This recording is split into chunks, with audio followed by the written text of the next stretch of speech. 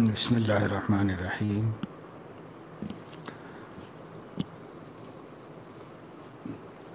نحمده ونصلي ونسلم على رسولنا الكريم، اما بعد۔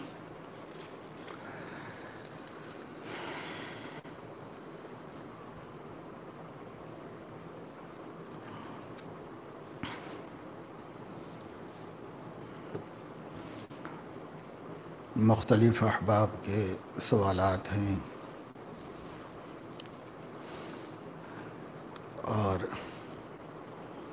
یہ نشست اسی سلسلے میں ہوتی ہے۔ اس سے دوسرے لوگوں کا بھی فائدہ ہوتا ہے۔ بہت سے لوگوں کے ذہن میں سوال ہوتا ہے لیکن وہ کر نہیں پاتے یا کر نہ بھول جاتے ہیں۔ کوئی دوسرا کرتا ہے تو اس سے دوسروں کو بھی اس کا علم حاصل ہوتا ہے، نفع کا سبب ہوتا ہے۔ بسا اوقات وہ حالت بہت سے لوگوں کی ہوتی ہے اور ایک کے پوچھنے سے ان سب کو اس کی اطلاع ہو جاتی ہے اور اس کا فائدہ حاصل ہوتا ہے۔ یہ صاحب سوال کرتے ہیں کہ چند روز اطلاع نہ دینے پر بار بار دل میں یہ بات آتی ہے کہ اطلاع دیں گے، لیکن بعد میں ہمت نہیں ہوتی۔ ایسی حالت میں ہمیں کیا کرنا چاہیے؟ چند روز اطلاع نہ دینے یعنی حالات کی اطلاع نہ کرنے پر، یہ تو لاپرواہی اور غفلت کی بات ہے۔ بس کیا کرنا چاہیے؟ غفلت دور کرنا چاہیے، اس واسطے کہ جو کام آدمی نہیں کر رہا ہے وہ کرنا شروع کرے تو ہو جائے گا بس۔ اس لیے غفلت دور کرے۔ اور کیا حل ہے اس کا؟ آدمی بہت ہم ترتیب یہ بتاتے ہیں کہ کیلنڈر پر لکھ لو جتنے وقفے سے اطلاع حالات کرنا ضروری ہے۔ حالات اگر نارمل ہیں تو کم از کم مہینے میں 3 مرتبہ اطلاع حال کرے۔ اس طور پر نشان لگا لو، 1 تاریخ پر، 11 تاریخ پر، 21 تاریخ پر، اور دیکھتے رہو کہ بھئی یہ تاریخ ہے، یہ کام کرنا ہے۔ اس تاریخ کو لکھ دو، جواب آئے نہ آئے اس کو بھیج دینا چاہیے۔ اب خطوط مجھ سے مشکل ہو تو لکھنا آتا ہے تو لکھ کر واٹس ایپ کر دے یا تحریر کر دے، تو اتنا بھی کیا مشکل کام ہے آدمی کے واسطے۔ اور اگر حالات بہت پیچیدہ چل رہے ہوں اور اعمال میں کمزوری چل رہی ہو تو جلدی اطلاع کرنا چاہیے۔ ہفتے میں 1 دن کرے، مقرر کر لے کہ بھئی سنیچر کو کرنا ہے مجھے یہ۔ اب ہر ہفتہ کیلنڈر میں دیکھ لے کہ یہ کام ہوا کہ نہیں ہوا تو کر لے۔ اس طرح کوئی شکل خود ہی بنا لیں، یہ بھی ایک آسان شکل ہے۔ باقی جب آدمی طے کر لے گا تو کرے گا،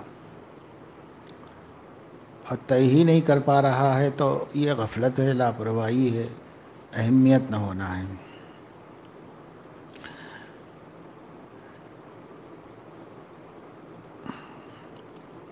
چند روز اطلاع نہ دینے پر کا مطلب یہ ہوتا ہے کہ سلسلہ ٹوٹا تو اب وہ ٹوٹا ہوا ہی رہتا ہے، اور اچھا اب کریں گے تب کریں گے، اب کریں گے تب کریں میں جتنی دیری ہوتی جاتی ہے اتنی دوری ہوتی جاتی ہے، اور آدمی پھر رفتہ مناسبت ختم ہو جاتی ہے اس کام سے۔ اس واسطے زیادہ دیر ہونے نہ دے۔ اب 1 مرتبہ بھول چوک غفلت تو خیر کوئی بات نہیں، آدمی کی سرشت میں ہے بھول چوک، لیکن یہ ہے کہ بھول ہی جائے یہ مناسب نہیں ہے۔ چھوٹی بات پر دوست ناراض ہو جاتے ہیں، حالانکہ وہ بات کوئی شرعی امر سے متعلق نہیں ہوتی۔ دل میں خیال آتا ہے کہ الحب فی اللہ والبغض فی اللہ کے تحت ان سے ملاقات چھوڑ دی جائے۔ کیا ایسا کرنا مناسب ہے؟ چھوٹی چھوٹی بات پر کوئی ایک دوست ہو اور اس کا ایسا مزاج ہو تو ٹھیک ہے، سمجھ میں آتی ہے بات. بھئی اپنے دوستوں میں ایک دوست ایسا ہے جو چھوٹی چھوٹی بات پر خفا ہوتا رہتا ہے، تو کسی کی طبیعت ایسی ہوگی، کسی کا مزاج ہوگا، وہ کرتا ہے ایسا، تو اس کو گوارا کر لیا جائے. جب دوست ہے تو دوست کو برداشت بھی کرنا پڑتا ہے، تو اس کو برداشت کر لیں. لیکن دوست نہیں، یہاں پر دوست جمع ہے کہ ہمارے سب دوست ہی ناراض ہوتے رہتے ہیں، تو اس کا مطلب ہے کہ فالٹ ادھر ہے، اپنے اندر کچھ گڑبڑ ہے، یہ مطلب ہے. کیونکہ بھئی ایک آدمی تو بات سمجھ میں آتی ہے کہ ایک آدمی کا ایسا مزاج ہوگا، وہ جلدی چڑھاتا ہوگا، تو وہ آپ سے بھی چڑھتا ہوگا، آپ دوسرے دوست سے بھی ایسے ہی چڑھتا ہوگا، تیسرے سے بھی ایسے ہی کرتا ہوگا، اور بیوی سے بھی ایسے ہی کرتا ہوگا، بچوں سے بھی ایسے ہی کرتا ہوگا. تو اس کو کیا کریں گے؟ وہ ایک آدمی کا مزاج ہے. ہمیں دوستی کے خاطر اس کو گوارا کر لینا، سہ لینا چاہیے، برداشت کر لینا چاہیے. جبکہ وہ آپ کہہ رہے ہیں کہ شرعی بات بھی نہیں ہے کوئی، بس ایسے ہی مزاجی بات ہوگی، تو اس میں تو ایک دوسرے کو انگیز کرنا ہی کمال ہے، برداشت کر لینا ہی آدمی کی خوبی ہے.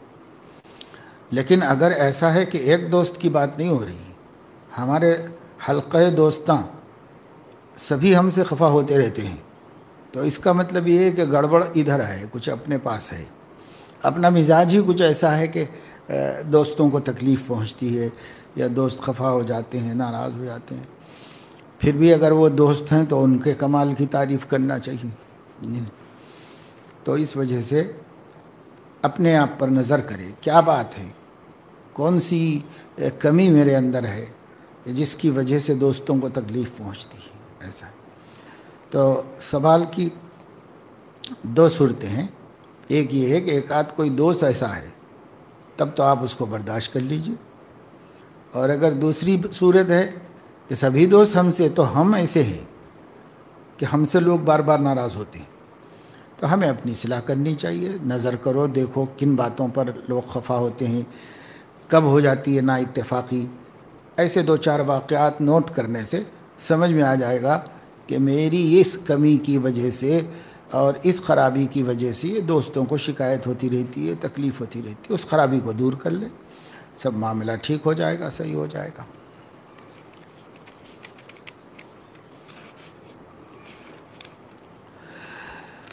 میں ایک محلے میں کرائے سے رہ رہا ہوں. جب بھی نماز کے لیے جاتا ہوں، راستے میں نوجوان موبائل میں مصروف ہوتے ہیں. میرا دل چاہتا ہے کہ انہیں نماز کی دعوت دوں، لیکن ہمت نہیں ہو رہی ہے اور دل بھی تڑپ رہا ہے. تو کیا عمل کرنا چاہیے؟ تو جو عمل نہیں کر رہے ہیں وہی عمل کرنا چاہیے، وہ یہ کہ ان کو دعوت دینا چاہیے. اب اگر ہمیں تجربے سے اندازہ ہو جائے کہ بھئی یہ ضدی قسم کے بچے ہیں اور یہ بس اس میں سے اٹھتے نہیں ہیں اور بولنے پر بھی نہیں آئیں گے، تو کبھی کبھی بولے. اور اگر امید ان سے اچھی ہو تو ضرور بولے.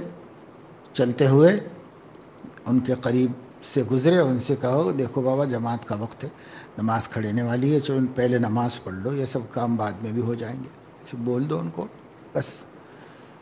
کیونکہ آپ کے ذمے صرف تبلیغ ہے، تنفیذ نہیں. ان سے نماز پڑھوا لیں، یہ ذمہ داری تو پیغمبروں کو بھی نہیں دی گئی. ہاں، ان کو نماز کے لیے کہیں. ہاں، جب وقت آیا تھا اسلام کے غلبے کا، تو جو نبی اور نبی کے بعد جو امیر المومنین ہیں، ان کو قوت نافذہ حاصل ہے اور ان کی ذمہ داری ہے کہ وہ بے نمازی کو نمازی بنائیں. عام آدمی پر کیا ذمہ داری؟ عام آدمی پر دعوت کی ذمہ داری. اس لیے نظر انداز بھی نہیں کرو. مسلم بچے ہیں اور نماز مسجد قریب ہے، نماز اذاں ہو چکی ہے، لوگ نماز کو جا رہے ہیں اور وہ بیٹھ کے اپنا لغویات میں مشغول ہیں، تو انہیں ایک آدھ دفعے کہنا چاہیے. اور اگر مان لیں تو پھر یاد دہانی کراتے رہنا چاہیے. جو غفلت ہو رہی ہوگی ہمارے بولنے سے وہ اٹھ جائیں، ہمارے بولنے سے اچھا مولوی صاحب آ رہے ہیں، ہم چل رہے ہیں، ہم بھی آ رہے ہیں مسجد، ایسے بولیں تو ماننے والے لوگ ہیں، اس لیے ان کو بول دیجیے. لیکن حکمت کا تقاضا یہ ہے کہ ذرا تخمینہ کر لو کہ جھٹلائیں گے تو نہیں، جھٹلائیں گے تو ان کا نقصان ہے، بہت بڑا نقصان ہے، اس لیے اندازہ کر کے بتایا جائے. تو بول کے تو دیکھیے، بولنے سے بہت سے لوگ سن لیتے ہیں، مان لیتے ہیں. نہیں اٹھ کے آتے تو کم سے کم یہ کہتے ہیں کہ آپ چلیے ہم بھی آ رہے ہیں. یہ تو کہتے ہیں، انکار نہیں کرتے، اتنا کہتے ہیں. پھر اگر آپ کو پتہ چلے کہ لوگ آئے نہیں، وہی کام کرتے رہے بیٹھ کے، یعنی تو ان کو واپسی میں آپ یہ کہہ دیں کہ دیکھو بھائی آپ لوگ سستی کرے، نماز ہو گئی، ابھی بھی وقت ہے، پڑھ لے سکتے ہیں، پڑھ لینا چاہیے، ایسے بول دو بس. سختی مت کرو، اس واسطے کہ ان کا مزاج نہیں ہے سختی کو قبول کرنے کا، حالات میں بگڑ گئے ہیں، سختی سے کیا فائدہ ہے ان کو. تو بات پہنچا دیں، بات پہنچا دینا ہماری ذمہ داری ہے. ما علی الرسول الا البلاغ المبین. اچھی طرح اچھے انداز میں بات پہنچا دیں ان کو. بس ہاتھ پکڑ کے ہم لے جا تو نہیں سکتے، اس میں جھگڑے ہوں گے، فتنہ ہوگا، پھر بری بات بھی زبان سے نکال دے گا کہ آپ پڑھو، ہم کو ضرورت نہیں ہے، نعوذ باللہ، تو اس سے اور نقصان ہوگا. اس لیے بول دیا کریں، بس محلے کے لوگ ہیں، ہمارا اختیار تو ہے نہیں ان کے اوپر، اس لیے بس بول دیا کریں. خالی کڑنے سے کیا ہوگا؟ دل تڑپ رہا ہے لیکن نہیں بول رہے ہیں، بولیے. ہمت نہیں ہونا کیا چیز ہے؟ ہمت ایک مرتبہ بولیے تو ہمت ہو جائے گی. کسی نئے کام، اجنبی کام سے طبیعت ذرا پیچھے ہٹتی ہے، لیکن 1 سے 2 مرتبہ کرو تو اس کی طاقت پیدا ہو جاتی، قوت پیدا ہو جاتی. بولنے کا مزاج بنائیں تو بولیں، بس مگر یہ ہے کہ موقع محل دیکھیں اور حکمت عملی سے بولیں. ہو سکتا ہے ہمارے کہنے سے کوئی نمازی ہو جائے اور ایسے ہو جائیں. بعض دفعہ ایسا ہوتا، بعض نوجوان ایسے ہوتے ہیں کہ ان کو اگر کسی نے سمجھایا شفقت سے، محبت سے، تو دوسری دفعہ اس کو دور سے آتا ہوا دیکھ کے خود ہی چل پڑتے ہیں مسجد کی طرف، جی نہیں، کیونکہ انہیں پتہ ہوتا ہے کہ یہ بولیں گے چلنے کے لیے، لہذا پہلے اٹھو چلو، تو چل پڑتے ہیں. ایسے بھی ہوتے ہیں جو بات کا خیال رکھتے ہیں، دھیان رکھتے ہیں، قبول کرتے ہیں، ایسا ہوتا ہے. تو اسے اختیار کرنا چاہیے، بولتے رہیں.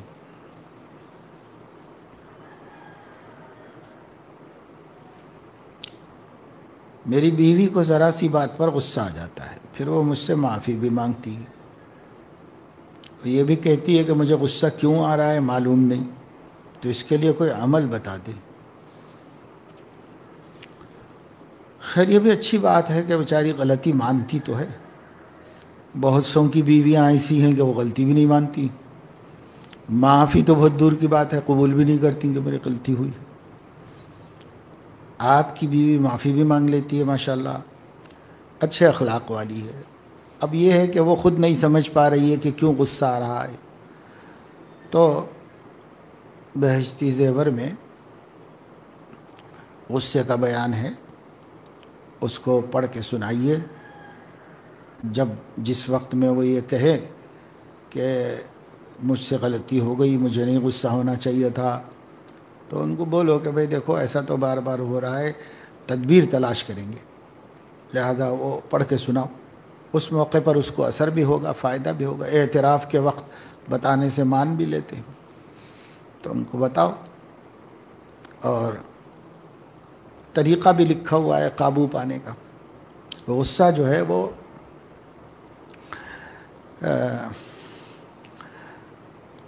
آگ ہے، جب غضب کی آگ بھڑکتی ہے تو یہ کیفیات آدمی کے اندر پیدا ہو جاتی، اور آگ کی جو ضد ہے وہ پانی ہے.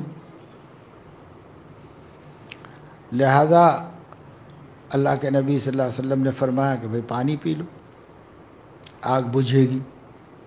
یعنی ٹھنڈے ذرا دماغ کو ٹھنڈا کرو، سامنے سے ہٹ جاؤ، بحث مت کرو،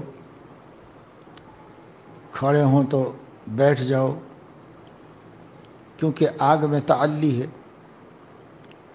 اور اس وجہ سے کھڑا ہوا ہے تو آدمی بسا اوقات غصہ آتا ہے، بیٹھا ہوا آدمی کھڑا ہو جاتا ہے ایک دم، وہ کھڑا کرتی آگ، کیونکہ آگ بلندی کی طرف جاتی. تو حضور علیہ السلام نے فرمایا تم پستی کی طرف جاؤ، بیٹھو، بیٹھے ہیں تو اس سے پست ہو جاؤ، یعنی لیٹو تو زمین کے قریب ہو جاؤ، کہ زمین میں پستی ہے اور نار میں، آگ میں تعلی ہے، تو وہ اوپر جانا چاہتی ہے، تم نیچے جاؤ تاکہ تمہارے اندر زمین کی صفت عجز کی اور بندگی کی پیدا ہو جائے. اس لیے کھڑا ہونے کے مقابلے میں بیٹھنا پستی ہے تو بیٹھ جاؤ، بیٹھنے کے مقابلے میں لیٹنا پستی ہے تو لیٹ جاؤ. اور دوسرے یہ کہ پانی تھوڑا پی لو تاکہ آگ بجھے، رگوں میں تراوٹ آئے گی، اور جو گرمی پیدا ہوئی ہے اس میں کچھ کمی ہوگی، نفسیاتی طور پر بھی سمجھ میں آنے والی بات ہے. اور ایک تدبیر یہ ہے کہ اب آپ ہٹ جاؤ، معلوم ہے کہ وہ تو بیمار ہے بیچاری، اس کو غصے کی مریض ہے، بیمار مان رہی ہے کہ میں بیمار ہوں، تو اب اس کو ہٹائیں گے وہ تو نہیں ہٹے گی، آپ ہٹ جاؤ وہاں سے. جس بات پر غصہ آتا ہے ایسی چیزوں سے بچنے کی کوشش کرو. کچھ تدبیر ہم ہی کر لیں اور اس کی بڑی قدر کر لیں کہ جب تک اس کو اعتراف ہے اپنی غلطی کا، اس وقت تک اصلاح ہو سکتی ہے، اصلاح کی امید ہے. اس لیے حکمت سے سمجھاتے بھی رہیں، جو باتیں احادیث آئی ہیں یہ احادیث پڑھ کر سنائیں، غیظ و غضب اس کے نقصانات بتائیں. اس سے بہت سے ضمنی امراض پیدا ہوتے ہیں، غصے سے پھر حقد پیدا ہوتا ہے، بغض، اور پھر بغض سے پھر حسد پیدا ہوتا ہے، اور کینہ پیدا ہوتا ہے، غل، غش وغیرہ سب چیزیں اسی کے ساتھ لگی ہوئی. تو اس لیے غصہ بنیاد ہے بہت سے امراض خبیثہ کا. اس لیے حتی المقدور بچنے کے واسطے اس کو علم دیں، علم سے مدد ملتی ہے عمل کرنے میں. اس لیے سمجھائیں، بزرگوں کی باتیں سمجھائیں. حضرت حکیم صاحب رحمۃ اللہ علیہ کا واعظ ہے علاج الغضب، یہ پڑھیں. اور اسی طریقے سے مشائخ نے غصے کے سلسلے میں بہت سخت تنبیہ کیے، اور یہ 10 بیماریوں کی بنیاد ہے. یہ ایک پر قابو پائیں گے، کئی بیماریوں پہ خود بخود قابو ہو جائے.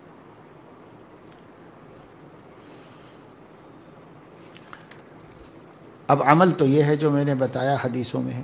اعوذ باللہ من الشیطان الرجیم پڑھ لو، لا حول ولا قوت الا باللہ العلی العظیم پڑھ لو. ایک آدمی غصے میں بہت بے قابو ہو رہا تھا، منہ سے جھاگ نکل رہی تھی، تو حضور علیہ السلام نے فرمایا کہ مجھے ایک بات معلوم ہے، اگر وہ پڑھ لے تو اس کی کیفیت ختم ہو جائے.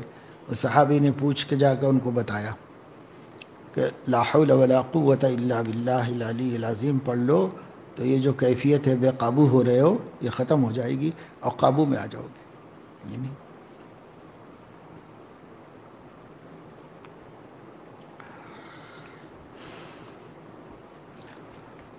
مسلسل کئی سالوں سے نگاہوں کی حفاظت نہیں ہوتی، توبہ کرتا ہوں ٹوٹ جاتی ہے. بدنگاہی کی وجہ سے تنہائی گناہ کبیرہ میں گزرتی ہے. 1 ماہ توبہ کا اثر رہتا ہے، پھر گناہ کر بیٹھتا ہوں. گناہوں سے بچنے کے لیے کئی مرتبہ روزے بھی رکھے، لیکن جب خلوت میں ہوتا ہوں گناہ کر بیٹھتا ہوں. میں پریشان ہوں ان گناہوں سے اور امید کیے بیٹھا ہوں کہ اللہ مجھ سے دین کی کوئی خدمت لے لیں.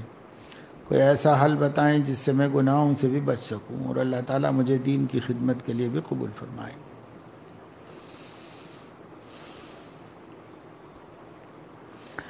کئی سال لگ گئے، نگاہوں کی حفاظت نہیں ہوئی، تو سوچنا چاہیے کہ کیا کئی سالوں کی ضرورت ہے اس کام کے واسطے؟ کئی سالوں کی ضرورت نہیں ہے، وہ تو بہت آسانی سے آدمی چند مہینے میں بھی قابو پا سکتا ہے. تو معلوم یہ ہوا کہ جو تدبیر کرنی چاہیے ویسی ہوئی نہیں، اور جس قدر اہتمام کرنا چاہیے وہ اہتمام کیا نہیں، اور پھر خود دوا تجویز کر لی۔ روزہ رکھنے سے تو شہوت میں اضافہ ہوتا ہے اور ابھار آتا ہے، تو کیسے آدمی بچے گا؟ روزہ کم از کم 2 مہینے رہنے سے فائدہ ہوگا۔ ایسے ہی روزہ کتنا رکھیں یہ سوال ہے۔ 1 روزہ 2 روزہ 3 روزے سے شہوت تو اور بھڑک جاتی ہے، بھوکا رہنے سے بھڑک جاتی ہے۔ آپ دیکھیں کہ جو بھینسا ہوتا ہے، کھلگا بولتے ہیں اس کو جو ہے لوگ گولی اس کا منہ اوپر باندھ کے اور کھانا پینا بند کر کے کھڑا کر دیتا ہے اس کو، جی نہیں، تو جب اس کا کھانا پینا بند ہو جاتا ہے اور وہ بھوکا رہتا ہے تو اس کی شہوت بہت عروج پر ہوتی ہے، تب اس کو استعمال کرتے ہیں تناسل کے واسطے، لیکن بھوکا رکھ کے شہوت بڑھاتے ہیں اس کی۔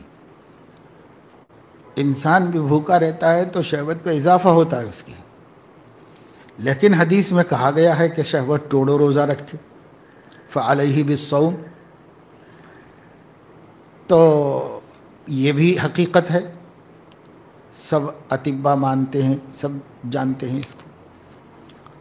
تو اس لیے حضرت شیخ الاسلام مولانا تقی عثمانی صاحب دامت برکاتہم نے کہیں پر فرمایا ہے کہ اس کی مقدار تلاش کرو۔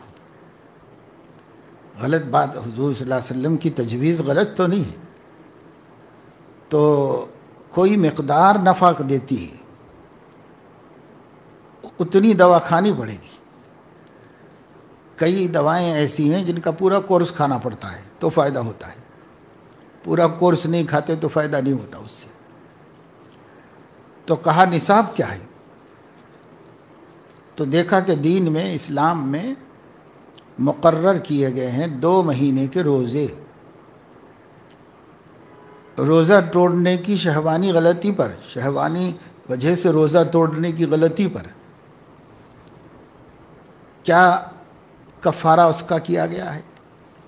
2 مہینے مسلسل روزے رکھو بنا انقطاع، شہرین متتابعین، مسلسل رکھو روزہ 2 مہینے۔ تو معلوم ہوا کہ 2 مہینے کی روزے کی سزا سے نفس کو اثر ہوتا ہے، اور وہ بھی مسلسل رکھو۔ تو فرمایا کہ اگر 2 مہینے مسلسل روزے رکھے تو شہوت ٹوٹے گی، اس پر قابو ہوگا، کچھ دن چلے گا کام، پھر پریشان کرنے لگے تو 2 مہینے روزے رکھو۔ تو یوں ہم جو سمجھتے ہیں فعلیہ بالصوم، تو 1 روزہ رکھ لیا، 2 روزے رکھ لیے، 1-2 روزے سے تو اور شہوت بھڑک گئی، اور سمجھ رہے ہیں کہ ہم علاج کر رہے ہیں۔ علاج تھوڑی ہو رہا ہے، علاج سمجھا ہی نہیں۔ جو علماء نے سمجھا تو پھر انہوں نے بتایا کہ بھائی یہ ہے، یہ بات بھی صحیح ہے اور یہ بات بھی صحیح ہے۔ تو اس وجہ سے اب پھر غور کیا تو سمجھ میں آیا کہ اکے دکے روزوں سے نہیں ہوتا، کچھ کام نہیں بنتا۔ یہ اگر شہوت توڑنی ہے، کمزور کرنی ہے تو مسلسل روزے رکھنے پڑیں، تب جا کر کے اندر جو کچھ پہلے سے قوت ہے وہ ختم ہوگی۔ جب وہ ختم ہوگی تو دماغ ٹھکانے لگے گا، اس سے نہیں ہوگی۔ تو اس وجہ سے یہ علاج خود ہی تجویز کر لیا آپ نے، خود ہی تجویز کر کے اس میں ناکام ہو گئے۔ اب آدمی سمجھتا ہے کہ صاحب حدیث میں تو ہے مگر میرے کو فائدہ نہیں ہوا، تو جیسا عمل کرنا چاہیے ویسا عمل کہاں کیا اس نے۔ اور اگر 2 مہینے کے بعد بھی روزے رکھتے رہیں گے تو جتنی طاقت کا آدمی محتاج ہے اس میں کمزوری آنا شروع ہوگی، پھر فرائض واجبات میں کوتاہی ہوگی، تو وہ بھی ممنوع ہے، اس سے زیادہ بھی نہ رکھے اور اس سے کم کا بھی فائدہ نہیں ہوگا۔ اس لیے یہ وقفے سے ایسا کرتا رہے کہ 2 مہینے روزے رکھتا رہے، تو اس سے انشاءاللہ اس کو فائدہ ہوگا، نفع ہوگا۔ لیکن یہ تو ایک دوسری بات ہے، شہوت العین، آنکھوں کی جو شہوت ہے اس کو تو بہت آسانی سے توڑا جا سکتا ہے، تو اس واسطے اس کے لیے روزے کی ضرورت نہیں۔ روزہ تو آنکھ ہی کا رکھ لیں، کھانے پینے کے روزے کی ضرورت نہیں، آنکھ کا روزہ رکھ لو۔ کھانا پینے روزے میں ہم کیا کرتے ہیں؟ کھانے پینے اور جماع سے رکے رہتے ہیں۔ تو آنکھ کا روزہ یہ ہے کہ اس کو اللہ کی نافرمانی میں استعمال ہونے سے روکو، تو آنکھ کو روزہ رکھاؤ، وہی بدنگاہی سے بچو۔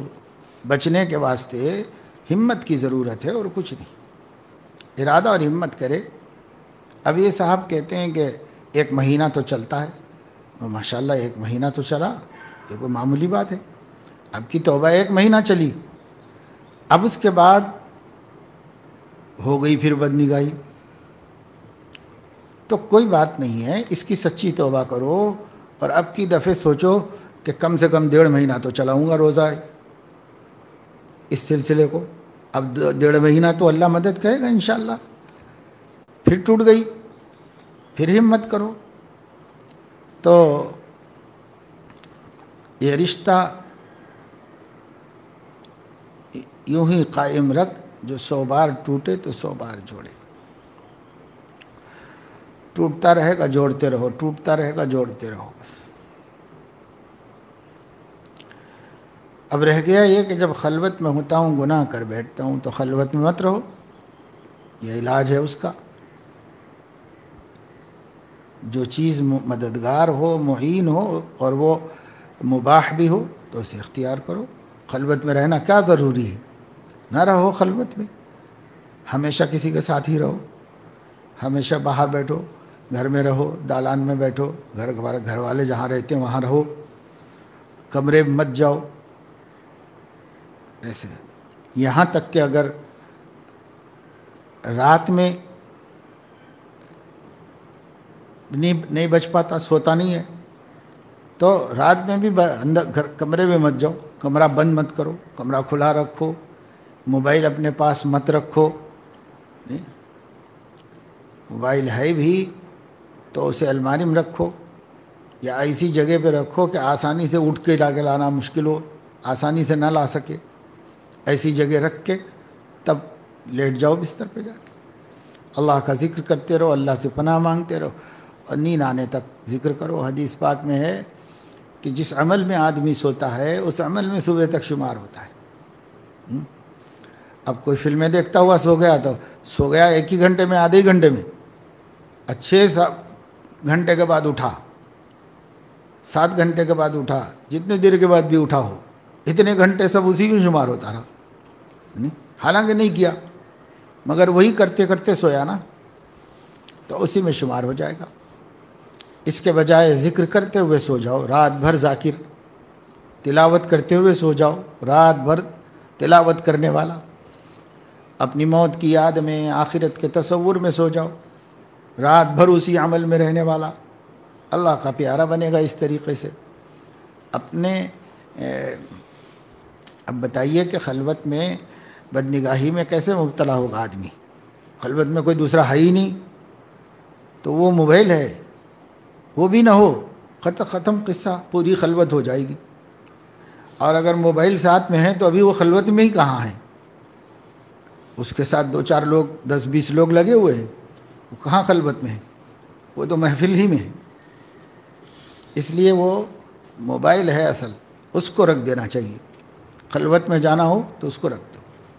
اگر طبیعت میں حیا ہے اور 1 سے 2 آدمی کے سامنے ایسی حرکت نہیں کرتا تو اس کا فائدہ اٹھاؤ۔ لوگوں میں رہو، اور ضرورت سے اکیلے میں جانا پڑے تو وہاں اس کو ساتھ مت لے جاؤ۔ تو اب کس کی بدنگاہی کریں گے؟ دیوار کو دیکھنا تو بدنگاہی نہیں ہے، چھت کو دیکھنا بھی بدنگاہی نہیں ہے، کس سے کریں گے بدنگاہی؟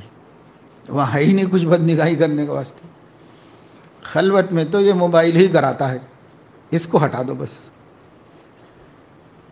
اب یہ ہے کہ نفس نہیں مانتا، تو بھائی اگر نفس نہیں مانتا تو اس کو منوانا ہی مجاہدہ ہے، اور اگر وہ نفس نہیں مانتا تو وہ تو کچھ بھی نہیں مانے گا، وہ تو لَأَمَّارَةٌ بِالسُّوءِ ہے، وہ آپ کی کوئی اچھی بات نہیں مانے گا، وہ تو ہر گناہ کے لیے راضی رکھے، ہر گناہ کے لیے تیار کرتا رہے گا۔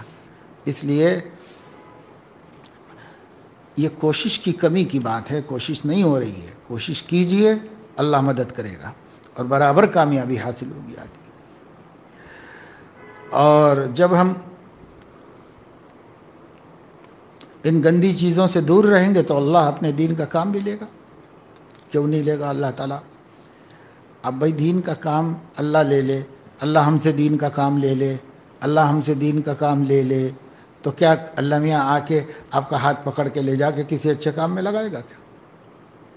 یا فرشتے کو بھیجے گا کہ اس کو گھر میں سے اٹھا کے لے جا کے مکتب میں بٹھاؤ؟ بھائی اللہ لے لے کا کیا مطلب ہے؟ آپ کریے، آپ کو اختیار دیا گیا ہے، کریے۔ یہ بڑی غلط فہمی کی بات ہوتی ہے۔ اہل السنت والجماعت کے نزدیک اور معتزلہ کے درمیان جو فرق ہے وہ یہ ہے کہ جو اہل بدعت ہیں اور بدعقیدہ لوگ ہیں وہ آدمی کو مجبور کہتے ہیں، وہ اللہ کی قدرت کے تحت مجبور ہے، وہ جبریہ کا عقیدہ نہیں۔ اور بعض لوگ کہتے ہیں کہ آدمی قادر مطلق ہے، اللہ تعالیٰ کا کوئی جبر اس کے اوپر نہیں، تو وہ قدریہ ہیں۔ ہمیں دونوں برخود باطل ہیں، دونوں غلط ہیں، یہ عقیدہ اہل سنت کا نہیں ہے۔ ایک گنا اختیار بندے کے پاس ہے اور ایک گنا مجبور ہے، یہ نہیں اللہ تعالیٰ نے اس کو کچھ ارادہ اور اختیار دیا ہے۔ اختیار کا مطلب مقصد کو مدد کرنے والے وسائل کو لینا، سلامتی آلات، یہ بندے کے ہاتھ میں ہے۔ جب جب بندہ یہ سوچتا ہے کہ میرے ہاتھ میں کچھ بھی نہیں ہے، میرے ہاتھ میں کیا ہے، میرے ہاتھ میں کچھ بھی نہیں ہے، تو اس سے ایک غلط تصور پیدا ہوتا ہے، یہاں تک کہ عقیدے پر بھی زد پڑتی ہے۔ آپ کے ہاتھ میں ہے، آپ کے ہاتھ میں نہ دے کر اللہ تعالیٰ حکم دیتا تو یہ تو اللہ تعالیٰ کی زیادتی ہوتی ہے، اللہ تعالیٰ تو ظلم نہیں کرتا بندوں پر۔ آپ کے ہاتھ میں دین کا کام کرنے کا اختیار دیا ہوا ہے، آپ ارادہ کریں، آپ مشورہ کریں ساتھیوں سے، بڑوں سے، اور آپ راستے تلاش کریں، آپ مواقع کھوجیں، ڈھونڈیں اور اس میں لگ جائیں۔ کون اللہ پاک آ کے آپ کو لگائے گا؟ تو اللہ مجھ سے دین کی خدمت لے لے، کیا مطلب ہے؟ ابھی ایسے تو بیٹھ کے بولو کہ اللہ تعالیٰ میرا پیٹ بھر دے، اللہ تعالیٰ میں بستر پہ سلا دے، تو اب اللہ تعالیٰ سے کہتے ہو کیا؟ خود بستر بچھاتے ہو اور خود تکیے پہ سر رکھتے ہو، خود سوتے ہو، بھوک لگتی ہے خود دسترخوان بچھاتے ہو، خود کھانا لاتے ہو، کھاتے ہو نوالے بنا کر، نہیں کہتے کہ اللہ مجھے کھلا دے، اللہ مجھے سلا دے، کوئی نہیں کہتا، سب اپنا کام کرتے ہیں۔ پھر دین کی خدمت اللہ لے لے کیا ہے؟ دین کی خدمت بھائی آپ کریے، آپ کو کرنے کی اللہ نے صلاحیت دی ہے، اللہ نے آپ کو طاقت دی ہے، اللہ نے آپ کو دماغ دیا ہے، اللہ نے آپ کو علم دیا ہے، اللہ نے آپ کو مواقع دیے ہیں، وسائل دیے ہیں، ذرائع دیے ہیں، اب کرو نا، اب کرنا باقی ہے خالی، تو اللہ کیسے لے لے گا بھائی؟ نہیں ہوگا۔ ہاں جب اس سب کر کے ان سب اسباب کے ساتھ آپ کو توفیق مل گئی اور آپ نے کام کی، تب آپ یہ کہیں کہ اللہ نے مجھ سے دین کا کام لے لیا، تب اس کی نسبت اللہ کی طرف کیجیے، اللہ نے لے لیا مجھ سے دین کا کام۔ اس کی وجہ یہ ہے کہ اگر وہ نہ لینا چاہتا تو آپ کی تدبیریں اختیار کرنے میں ناکام کر دیتا۔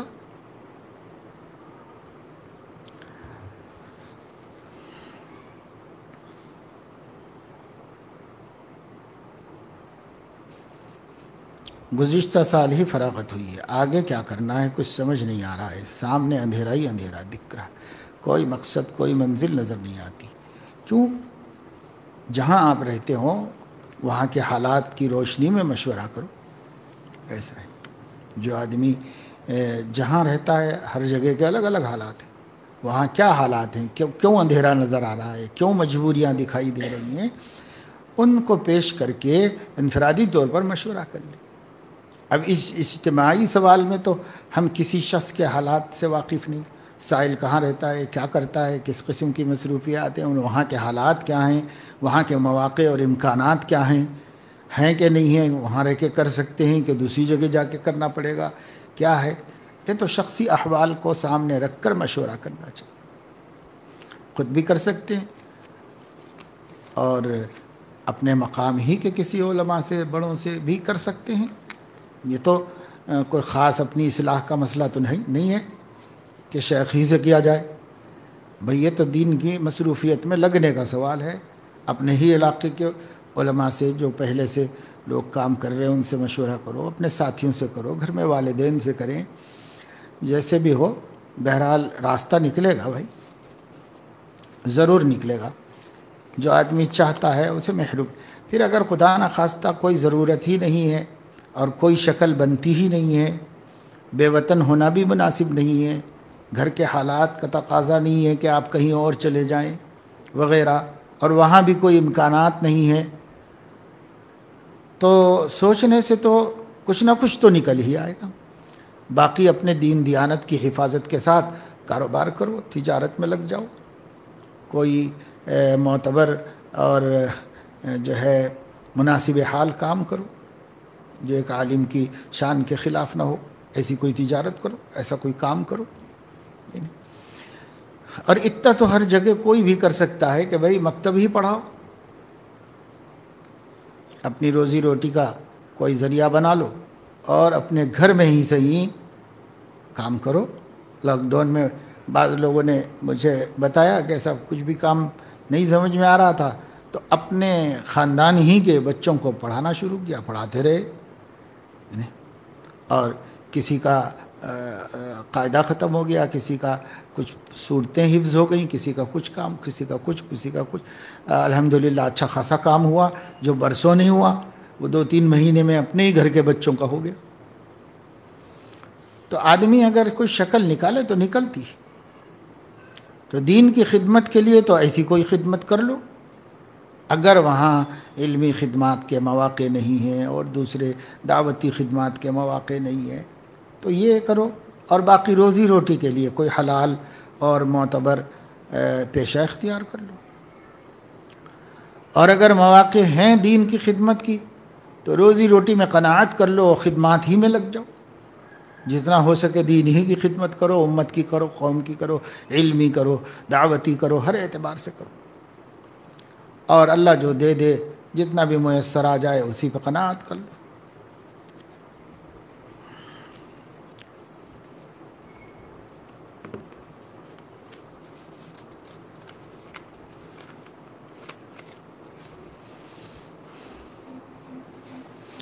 سوال یہ ہے کہ میں نے حکیم الامت رحمہ اللہ کا رسالہ قصد السبیل الی المولا الجمیل حضرت والا کی تسہیل و ترتیب کے بعد مطالعہ کیا، الحمدللہ راہ سلوک بے غبار ہو گئی، مقاصد طریق اور ہدایات، زوائد اور تصوف سلوک کی حقیقت اور شبہات کا ازالہ ہو گیا۔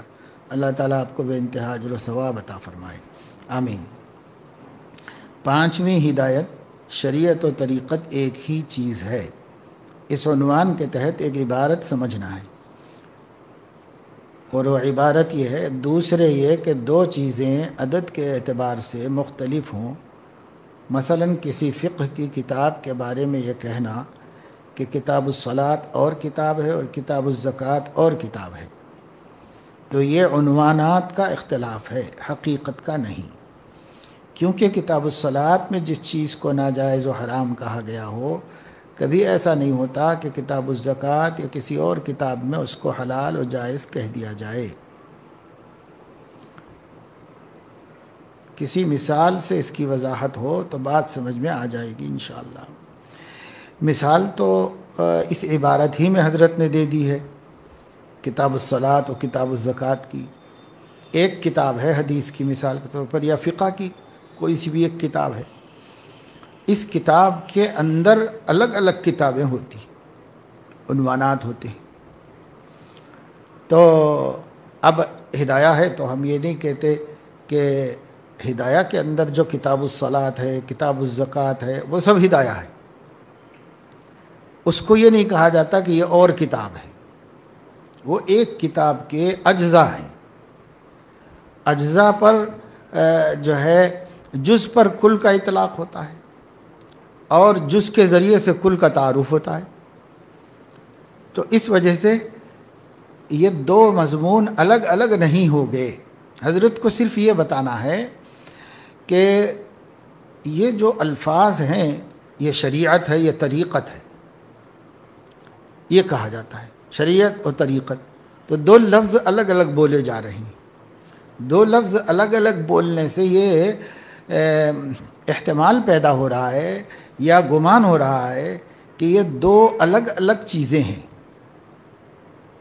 تو وہ اس مثال سے صرف یہ سمجھانا چاہ رہے ہیں کہ یہ دو الگ الگ چیزیں نہیں ہیں، یہ یوں سمجھو کہ ایک ہی کتاب کے دو فصلیں ہیں، کیونکہ ایک فصل دوسری فصل کی تردید نہیں کرتی، اور اس فصل میں جو بیان ہوا ہے وہ اس کے خلاف نہیں ہے، اس فصل میں جو بیان ہوا ہے وہ اس کے خلاف نہیں ہے، دونوں ملا کے کتاب ایک ہی ہے، دونوں ملا کر بات ایک ہی ہے۔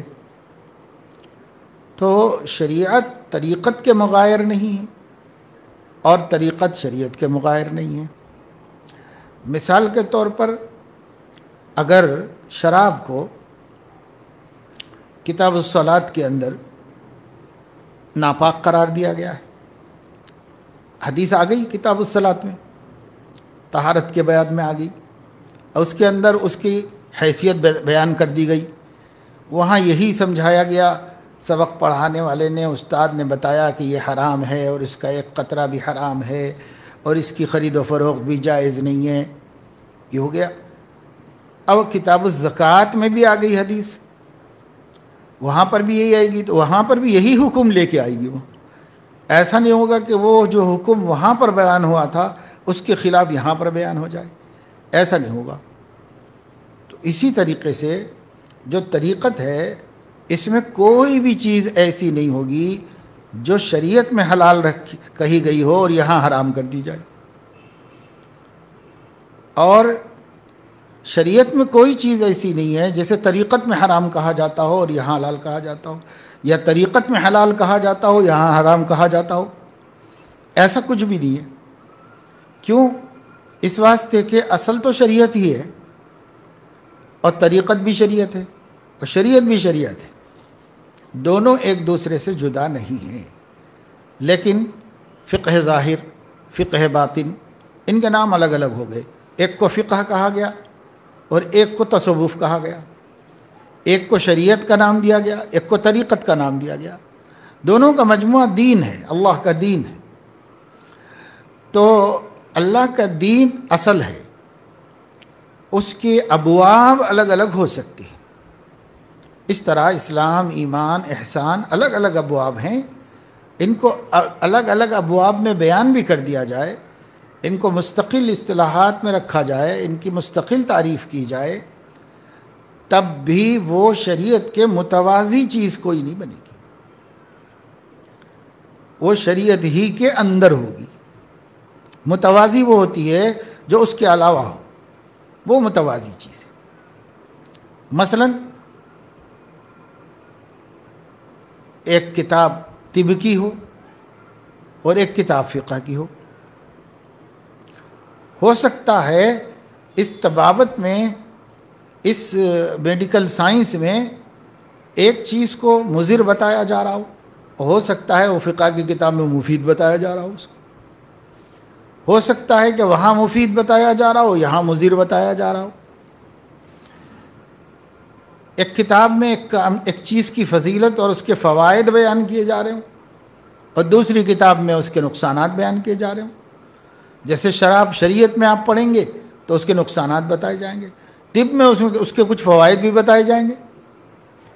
تو یہ دو کتابیں ہیں، دو الگ الگ کتابیں ہیں، اس لیے دونوں جگہ بات دو ایک دوسرے سے ٹکرا سکتی ہے، اس کی بات اس سے ٹکرا سکتی ہے، اس کی بات اس سے ٹکرا سکتی ہے۔ لیکن تصوف اور شریعت، فقہ اور سلوک، یہ دو الگ الگ چیزیں نہیں ہیں، یہ ایک ہی چیز ہیں، اس لیے ان کے درمیان میں تصادم نہیں ہو سکتا،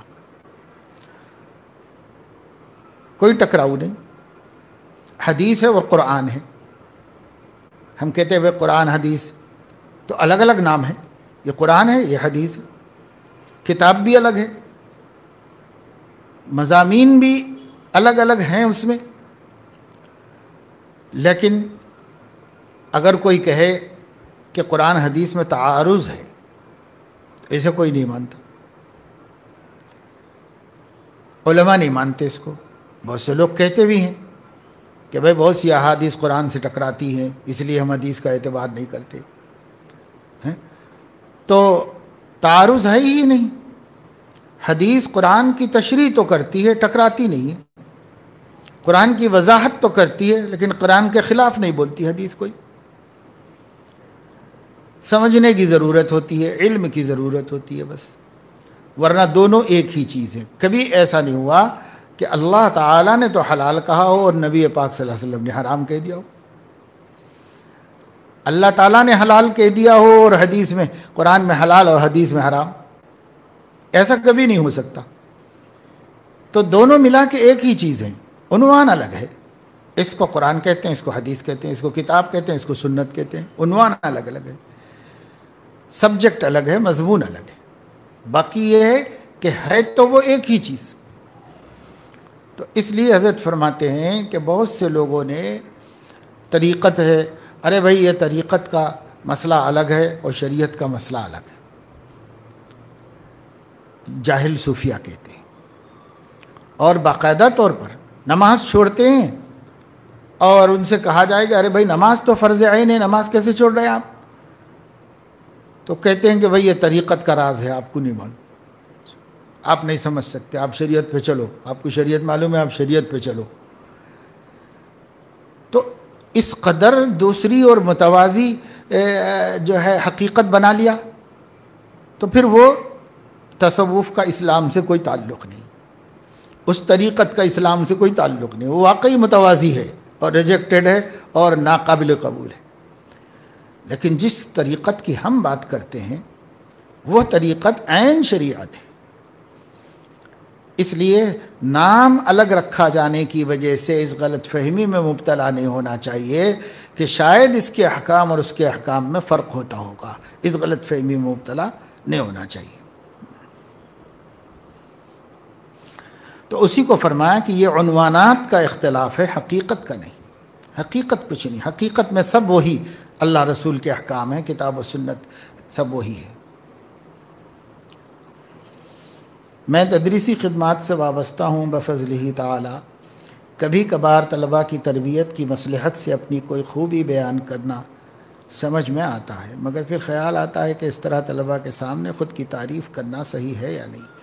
اللہ سے ڈر بھی لگتا ہے کہیں پکڑ نہ فرما لیں، پھر توبہ کی توفیق بھی مل جاتی ہے، ایسی صورت میں مجھے کیا کرنا چاہیے؟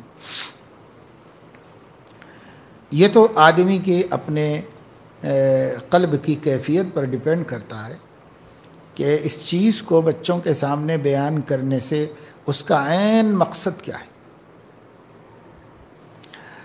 اگر مقصد تحریض ہے، تشویق ہے کہ بھئی ایک اچھے کام کی ہمیں توفیق مل رہی ہے، اللہ تعالیٰ نے یہ خوبی دی، یہ توفیق دی ہے، تو سمجھانے کے واسطے اور شوق پیدا کرنے کے لیے، ان کی ہمت بندھانے کے لیے کبھی اس سے نفع ہوتا ہے، کیونکہ آدمی کو جس سے عقیدت ہوتی ہے اس کی بات قبول کرنے اور اس کی صفات قبول کرنے کے اندر سے داعیہ ہوتا ہے آدمی۔ تو اس جذبے کا فائدہ اٹھانے کے لیے، اس احساس سے اس کو نفع پہنچانے کے لیے اگر کوئی بتا رہا ہے کہ بھئی اگر کسی اور کے بات نقل کروں تو بھی فائدہ ہوگا، لیکن یہ اگر میں اپنا نقل کروں تو اس کو زیادہ فائدہ ہوگا، یہ بات سمجھ میں آ رہی ہے، تو محض النصح لاخ المسلم کے تحت وہ بیان کر رہا ہے، اس لیے اس پہ کوئی استکبار نہیں ہے، اس پہ کوئی مواخذہ نہیں ہے، اور اس سے کوئی اس کو نقصان نہیں ہے، اور اگر ان کو نفع ہو گیا، تلامذہ کو، مریدین کو، ماتحتوں کو، اولاد کو اگر اس سے نفع ہو گیا تو اس کا اجر بھی ملے گا، ثواب بھی ملے گا۔ لیکن اگر ذرا بھی کسی گوشے میں خود نمائی مقصود ہو، اپنا کمال بتانا، اپنی عقیدت بڑھانا، تو یہ تو بالکل غیر اللہ ہے. پھر غیر اللہ کا قصد کرنے والا تو خسارے میں، اس لیے غیر اللہ کا قصد نہ ہو. تو دیکھ لے اس کو آدمی، اگر محض طالب علم کو، شاگرد کو، مرید کو، اولاد کو، ماتحت کو نفع پہنچنے کی امید ہے اور اس امید پر بولنا چاہ رہا ہے اور خود نمائی کا کوئی جذبہ اس کے پیچھے نہیں ہے، تب کوئی حرج کی بات نہیں ہے، اس میں ڈرنے کی بھی ضرورت نہیں ہے. اسے بیان کریں بڑے بڑے اہل اللہ، حتیٰ کہ پیارے آقا صلی اللہ علیہ وسلم نے بھی کبھی اپنی خوبیوں کا اظہار فرمایا. یعنی فضلت علی الانبیاء بست، مجھے فضیلت دی گئی، انا سید ولد آدم یوم القیامہ، لیکن الحمدللہ ولا فخری کہا جو اس کا توڑ ہے کہ ذرا کسی گوشے میں خیر نبی کے تو پھر بھی نہیں پیدا ہوتا، لیکن پھر بھی انہوں نے اپنے نفس کا توڑ کیا، انہیں امت کو سکھایا، ساتھ ہی کہہ دیا الحمدللہ ولا فخر. اتنا بڑا وآدم ومن سواہ تحت لوائی الحمدللہ ولا فخر. آدم اور آدم کے علاوہ جتنی ضروریت آدم ہے، انبیاء، اولیاء، سب کے سب میرے ہی جھنڈے کے تحت ہوں گے، میں ہی سب کا سربراہ اور امام ہوں گا. لیکن کہیں نفس کو اس سے اللہ کے فضل کو ماننے کے بجائے اپنا کمال نہ سمجھ میں آ جائے، تو کہا الحمدللہ ولا فخر. یہ کہا نبی کو تو ایسا اندیشہ نہیں تھا، لیکن جو جتنا بڑا عارف ہوتا ہے وہ اتنا زیادہ اللہ تعالیٰ سے ڈرنے والا ہوتا ہے. جتنا بڑا عارف اتنا بڑا خائف ہوتا ہے. اور نبی سب سے بڑھ کر عارف ہوتے ہیں، سب سے زیادہ خائف ہوتے ہیں اللہ تعالیٰ. انا اخشاکم واتقاکم للہ، میں تم میں سب سے زیادہ اللہ سے ڈرنے والا ہوں، سب سے زیادہ. تو اس لیے اس میں کوئی حرج کی بات نہیں ہے، ایسا بیان کر سکتے ہیں، اس سے بسا اوقات نفع ہوتا ہے، فائدہ ہوتا ہے.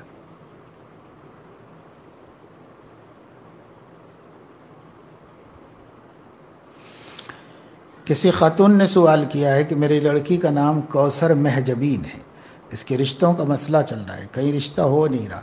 بعض رشتہ دار کہتے ہیں کہ نام بدلو، رشتہ لگ جائے گا. کیا ان کی بات صحیح ہے؟ کیا میں بچی کا نام بدلوں تو کیا نام رکھوں؟ اصل میں کوئی عالم آپ سے کہے تب تو فکر کریں آپ اس کی. رشتہ دار بولنے والوں کی واقفیت کیا ہے؟ ایک جاہل دوسرے جاہل کو مشورہ دے تو اس کی کیا اہمیت ہے؟ اس کی کوئی اہمیت تو نہیں ہے. تو اس لیے رشتہ دار بیچارے ازراہ خیر خواہی ہی بولتے ہیں، لیکن اس کا ثبوت کیا ہے، اس کی دلیل کیا ہے؟ بے شک حضور صلی اللہ علیہ وسلم نے بعض لوگوں کے نام ناپسندیدہ تھے تو بدل دیے، لیکن یہ سمجھنا کہ نام کی ایسی تاثیر ہے کہ سب کام اسی سے بنتے بگڑتے ہیں، یہ بھی صحیح نہیں، ایسا بھی نہیں ہے. ہاں نام اچھا رکھنا چاہیے، یہ بات ٹھیک ہے، اور اسی وجہ سے حضور علیہ السلام نے بعض لوگوں کا نام بدل دیا، خود مدینہ کا نام بدل دیا کہ اس کے مفہوم اچھا نہیں تھا، حضور صلی اللہ علیہ وسلم نے نام بدلوا دیا. تو ایسے نام بدل دیں، اگر اچھا نہیں ہے یہ پتہ چلے کہ اس کے معنی اچھا نہیں ہے، اس وجہ سے بدل دیں، لیکن یہ سمجھنا کہ ناموں میں یہ تاثیر ہے، یہ اعتقادی خرابی کی بات ہے، ایسا نہیں ہونا چاہیے. اور یہ جو لوگ مشورہ دیتے ہیں وہ اس بنیاد پہ دیتے ہیں، یعنی کہ یہ فی نفسہ ہی نام کی تاثیر سمجھتے ہیں، ایسا نہیں. تو اس وجہ سے اس نام میں کوئی خرابی تو نہیں ہے. بھائی کوثر ایک نعمت ہے جو ہمارے نبی صلی اللہ علیہ وسلم کو بطور معجزہ کے عطا فرمائی گئی ہے، اور ان کی شان اور ان کی فضیلت کو اس کے ذریعے سے بڑھایا گیا ہے. تو اس میں کیا حرج ہے؟ اور اس کے جو ترجمے کیے گئے ہیں، کوثر کا ترجمہ خیر کثیر کا کیا گیا، خیر کثیر. تو اب یہ خیر کثیر ہے تو اب اس کے اندر خیر ہے، سراسر بھلائی ہے، اب اس نام میں کیا خرابی نظر آ رہی ہے کہ اس کو بدلا جائے؟ تو یہ وہی لوگ بول سکتے ہیں جن کے اعتقاد میں ایسا ہے کہ ناموں میں فی نفس ہی تاثیر ہوتی ہے. جیسے لوگ کہتے ہیں کہ یہ نام اچھا نہیں ہے، یہ نام میں ستارے نہیں ملتے اور یہ نام میں جڑتے نہیں ہیں، اس میں جڑتے ہیں یہ ہیں فلاں ہیں اللہ والا، یہ سب یہ ایمانی خیالات نہیں ہیں، یہ اسلامی عقائد نہیں. اور دوسرے کہ مہجبین تو فارسی کا نام ہے، یعنی مہجبین کا ہے روشن پیشانی، چمکدار پیشانی. ماہ چاند کو کہتے ہیں، چاند چمکتا ہے، اور جبین پیشانی کو کہتے ہیں. تو یہ فارسی مرکب ہے مہجبین، یعنی جیسا کہتے ہیں شہ نشین، ایسے مہجبین یعنی روشن پیشانی. اس سے تو تفاعل نیک تفاعل ہے. روشن پیشانی کس کی ہوتی ہے؟ جس کے اندر ایمان ہوتا ہے، جس کے اندر تقویٰ ہوتا ہے، جس کی صفات عمدہ ہوتی ہیں، اس کا چہرہ اور اس کی پیشانی چمک دمک والی ہوتی ہے. تو نام تو دونوں اچھے ہیں. اب رشتہ نہیں آ رہا ہے تو اس نام کو بدلیں گے، اور کون سا رکھیں گے؟ جو رکھیں گے اس سے آئے گا، اس کا کیا آپ کے پاس جو ہے ثبوت ہے؟ ہو سکتا ہے اس کے بعد اس سے بھی نہ آئے تو تیسرا نام رکھیے، پھر خدا نہ خواستہ دیر ہو تو چوتھا نام رکھیے. ناموں میں کیا رکھا ہوا ہے بھائی؟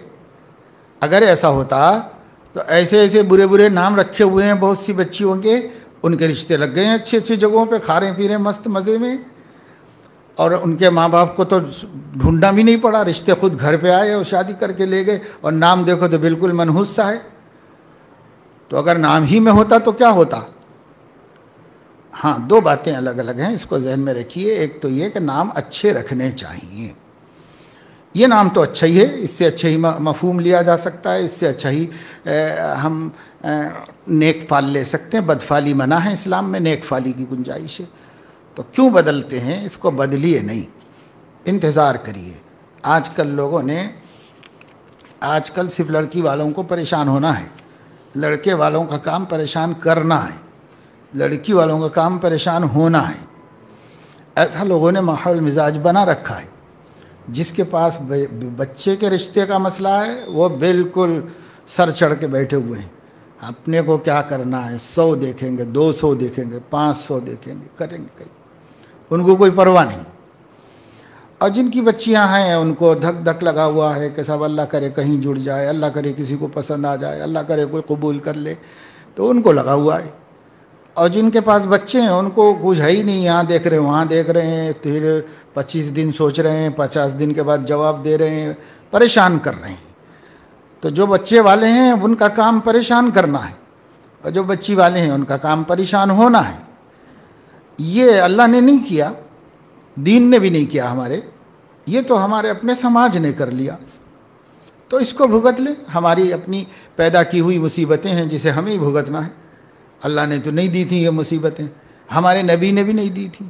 نکاح کو بہت آسان کیا تھا، لڑکیوں کو پسند کرنے کا نبی نے معیار دے دیا تھا. آج اس معیار پہ کون لڑکی کو پسند کر رہا ہے؟ ان معیار پہ تو نہیں کر رہا کوئی.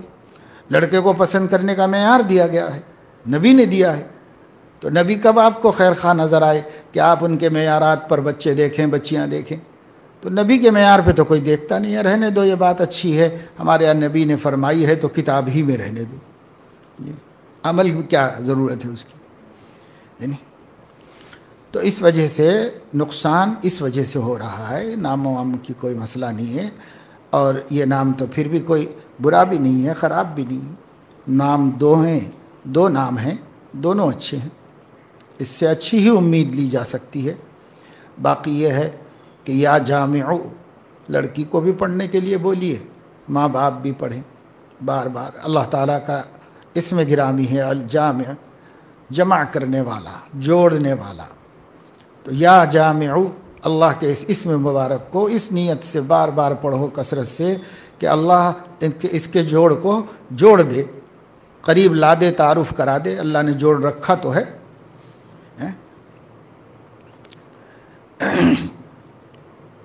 ہر چیز کو اللہ نے جوڑدار بنایا ہے. خلقنا زوجین ومن کل شیء خلقنا زوجین. ہر چیز کو ہم نے جوڑ جوڑ پیدا کیا ہے. اس کا بھی جوڑ ہے، آپ کی بچی کا بھی جوڑ اللہ پیدا کر چکا ہے، لگے گا. بس دعا کرو کہ جلدی جلدی سامنے آ جائے، ظاہر ہو جائے، جس کو اللہ نے مقدر فرمایا ہے وہ مل جائے اور وہ بہتر ہو، خیر ہو، اس کی دعا کرتے رہیے۔ انشاءاللہ تعالی اللہ تعالی جلدی انتظام فرما دیں گے۔ اور اللہ سے امید رکھو، نماز پڑھتے رہو اور اللہ سے دعا مانگتے رہو۔ بسا اوقات یہ ہوتا ہے کہ ہم وظیفے وغیرہ تو کر لیتے ہیں، فرائض چھوڑ دیتے ہیں، تو وظیفوں سے اللہ کی رحمت آتی ہے اور فرائض سے چلی جاتی، فرائض چھوڑ دینے سے چلی جاتی، اس لیے ملتی نہیں۔ تو گھر میں نمازوں کا اہتمام اور کم از کم فرائض کا ترک نہ ہو اور حرام کا ارتکاب نہ ہو، پھر رحمت اللہ کی متوجہ ہوتی ہے۔ تو اس کا اہتمام کریں، یا جامع کثرت سے پڑھیں اور صلاۃ الحاجت پڑھ کے اللہ سے کہیں کہ اللہ ذمہ داری ہے، فکر ہے، جلدی اس کو تکمیل فرما دیجئے۔ انشاءاللہ جب بھی ہوگا اچھا ہوگا اور اللہ کی طرف سے ہوگا۔ پچھلے گناہوں کی توبہ کے بعد دینی خدمات میں مصروف ہو جاتا ہوں، لیکن یہ خیال آتا ہے کہ تو بڑا گناہ گار ہے، کیا خدمت کرے گا؟ تو اور پارسا کون ہے؟ پارسا تو کوئی بھی نہیں ہے سوائے انبیاء علیہ السلام کے۔ معصوم کون ہے؟ صرف نبی۔ اب جب پارسا غیر نبی ہو ہی نہیں سکتا تو ہر خدمت گزار گناہ گار ہے، کوئی کم ہوگا کوئی زیادہ ہوگا۔ تو اگر اللہ تعالیٰ کو گناہ گار سے کام لینا ہی نہ ہوتا تو پھر اللہ تعالیٰ نبیوں کو جاری رکھتے اور نبیوں ہی سے دین کی خدمت لیتے ہوتے، یا اللہ تعالیٰ نبیوں کے علاوہ بھی کچھ دین کے خدمت گزاروں کو، عالموں کو معصوم بنا دیتے۔ جب اللہ تعالیٰ نے معصوم بنایا بھی نہیں ہم کو اور اللہ تعالیٰ نے ہمیں کام کرنے کا حکم بھی دیا ہے، تو اب گناہ گار ہونے کی کیا رکاوٹ ہے؟ ہاں کوشش کریں کہ ہم گناہ نہ کریں، کم سے کم ہو جائیں، ختم ہو جائیں۔ ختم کی فکر کرو تو کم تو ہو جائیں گے، اور گناہ گار ہی کرے گا کام۔ اب آپ تصور کرو تھوڑی دیر کے لیے، نبی تو آئیں گے نہیں اور گناہ گار کو دین کا کام نہیں کرنا چاہیے، تو اب کون کرے؟ دین تو یہیں لٹیا ڈب گئی، پوری دین کی ختم ہو گئی یہاں پر۔ ایسا نہیں ہے۔ امر بالمعروف نہی عن المنکر دین کا کام ہے، اس کی مختلف شکلیں ہیں، تدریس ہو، تبلیغ ہو، تعلیم ہو، خطابت ہو، وعظ نصیحت ہو، تصنیف ہو، جو بھی ہو، یہ امر بالمعروف نہی عن المنکر کے فریضہ عادلہ کی قسمیں ہیں، انواع ہیں اس کی، اور یہ فریضہ ہے، اس میں سے کوئی ایک بھی آپ اختیار کر لیں، اس فریضے کے ادا کرنے والے ہو جائیں گے، اور اس کا مکلف پوری امت ہے حسب حیثیت۔ علماء زیادہ مکلف ہیں، لہٰذا وہ اپنا کام کریں، جس کام میں مناسبت ہو، جو کام آسانی سے مل جائے اس کام کو کرو۔ وہ امر بالمعروف نہی عن المنکر کے فریضے کے تحت ہے، بس اس فریضے کو ادا کرو سبکدوش فریضے سے۔ اور امر بالمعروف نہی عن المنکر کے آداب میں لکھا ہوا ہے کہ جو شخص دعوت کا کام کرے، دین کی خدمت کرے، اس کو چاہیے کہ جس چیز سے لوگوں کو روکتا ہے خود مبتلا نہ ہو، بدرجہ اولا بچنا چاہیے۔ یہ ایک پہلو ہے۔ اور دوسرا مسئلہ یہ بتایا گیا ہے، اور اگر خود مبتلا ہے تب بھی اس کو نہی عن المنکر کے ترک کی اجازت نہیں ہے، امر بالمعروف کے ترک کی اجازت نہیں ہے، اس وجہ سے کہ میں نہیں کر رہا ہوں، آپ نہیں کر رہے ہیں، یہ ایک گناہ ہے، اور دوسرے کو نہیں بتا رہے ہیں، دوسرا گناہ ہے، تو ڈبل گناہ گار کیوں بن رہے ہو؟ تو آدھے تو ہو جاؤ گے کم سے کم، دوسرا کا کام خدمت کرتے رہو گے دین کی، تو ایک حکم تو پورا ہوتا رہے گا، ایک نہیں ہو رہا ہے اس کی بھی فکر کرو کہ ہم گناہ بھی نہیں کریں، گناہ چھوڑیں اور حتی المقدور کریں۔ جب اللہ کے بندوں کو ڈراتے ہیں تو ہم بچیں، جب اللہ کے بندوں کو ترغیب دیتے ہیں تو ہم بھی کریں۔ وَبِذَلِكَ أُمِرْتُ وَأَنَا أَوَّلُ الْمُسْلِمِينَ، یہ شان اپنی بنائیں، نہیں بن رہی ہے تب بھی کام نہ چھوڑیں، کام کرتے رہیں، کام کرو۔ کام چھوڑ دو گے تو ڈبل گناہ گار ہو جاؤ گے، اس لیے کام نہیں چھوڑو۔ ایسے موقع پر بس دو صورتیں ہوتی ہیں، دیکھیے یا میں گناہ کرنا چھوڑ دوں یا نیکی کا کام چھوڑ دوں، دو ہی صورتیں ہیں۔ نفس کہتا ہے کہ وہ نیکی بھی چھوڑ دے، کیا تیرے جیسا گناہ گار کرے گا دین کی خدمت، اور کیا اثر ہوگا، کیا فائدہ ہوگا؟ تو نفس یہ کہتا ہے. لیکن نبی کہتے ہیں کہ گناہ چھوڑ دو، نیکی کا کام کیوں چھوڑتے ہو، دین کی خدمت کیوں چھوڑتے ہو، وہ کیوں چھوڑتے ہو، گناہ چھوڑ دو. تو نبی کہیں گے گناہ چھوڑ دو، نفس کہے گا وہ نیکی چھوڑ دو. تو دھوکہ نہ کھاؤ. بندہ نگاہوں کی حفاظت کے غرض سے خود بازار نہیں جاتا، اگر کوئی ضرورت پیش آتی ہے تو کسی دوسرے سے منگوا لیتا ہے، اور اگر وہ گناہ میں پڑ جائے تو کیا یہ بھیجنے والے کو گناہ ہوگا؟ تو سبب تو بن نہیں رہا ہے یہ شخص، خاص طور سے جب کہ یہ چالاکی کر رہا ہو کہ میں بچوں اور دوسرا پھنسے جی، تب تو سبب تو یہی بنے گا اس کے گناہ کا. یہ نہیں، یہ مسئلے کا حل نہیں. مسئلے کا حل یہ ہے کہ آپ جاؤ. نبی نہیں گئے بازار میں، صحابہ نہیں گئے بازار میں، بڑے بڑے اولیاء بازار نہیں گئے، آپ جاؤ بازار میں. بلکہ بعض صحابہ تو بازار اس لیے جاتے تھے کہ ایمان کو مضبوط کریں، کیونکہ بازار میں بدنگاہی ہونے کا خطرہ ہے. ہم بدنگاہی سے بچیں گے، ایمان کو ایک درجہ بڑھا کریں، ایک درجہ بدلیں. بدلتہ ایمانا، اس کو حاصل کرنے کے لیے گئے. تو اپنے نفس، اپنے آپ پر اتنا اعتماد پیدا کرو، بھروسہ کرو، اور کوشش کرو، اور جاؤ، اور نگاہیں بھی بچاؤ، اپنا کام خود کر کے لاؤ. اب یہ تو خود غرضی ہے کہ صاحب میں گناہ سے بچ جاؤں اور دوسرا پھنس جائے. اچھا، ہمیں اپنے بارے میں تو پھر بھی یقین ہے کہ ہم بچنے کی کوشش کریں، بچ سکتے ہیں. دوسرے کے بارے میں تو یہ یقین بھی نہیں کر سکتے، پتہ نہیں اس کا کیا مزاج ہے، اور وہ یہی سب تماشے کرتا ہوا جائے گا، تماشے کرتے ہوا آئے گا ہماری وجہ سے. ہمیں تو کم سے کم خوف خدا ہے کہ ہم وہ 10 کرتا ہوگا، ہم 5 کریں گے. تو اپنا بوجھ دوسرے پر نہ ڈالو، خود کرو. اور اگر ایسا کاموں سے بچتے رہیں گے تو مجاہدہ کب ہوگا، اور ریاضت کب ہوگی، اور کب نفس کا مزاج بدلے گا؟ نفس کا مزاج تو نہیں بدلے گا. اگر یوں آپ کو 10 سال بھی بازار جانے کی نوبت نہیں آئی، اور آنکھیں آپ نے بچا لیں بازار کے بے پردگیوں سے، بدنگاہیوں سے، لیکن 10 سال کے بعد ایک دن ضرورت پیش آئی تو وہی کریں گے جو کرنا آتا ہے نفس کو، وہی کریں گے.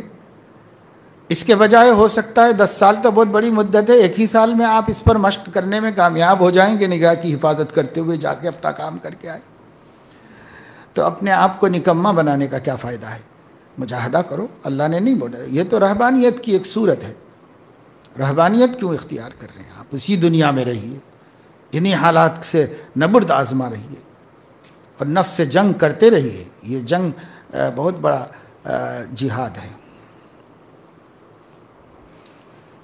جمعہ کے دن بعد نماز عصر درود شریف کی جو فضیلت آئی ہے، اس سلسلے میں یہ دریافت کرنا ہے کہ اپنی جگہ سے اٹھے بغیر پڑھنے پر ہی وہ فضیلت ہے، یا وہاں سے دوسری جگہ جا کر بھی پڑھ سکتے ہیں؟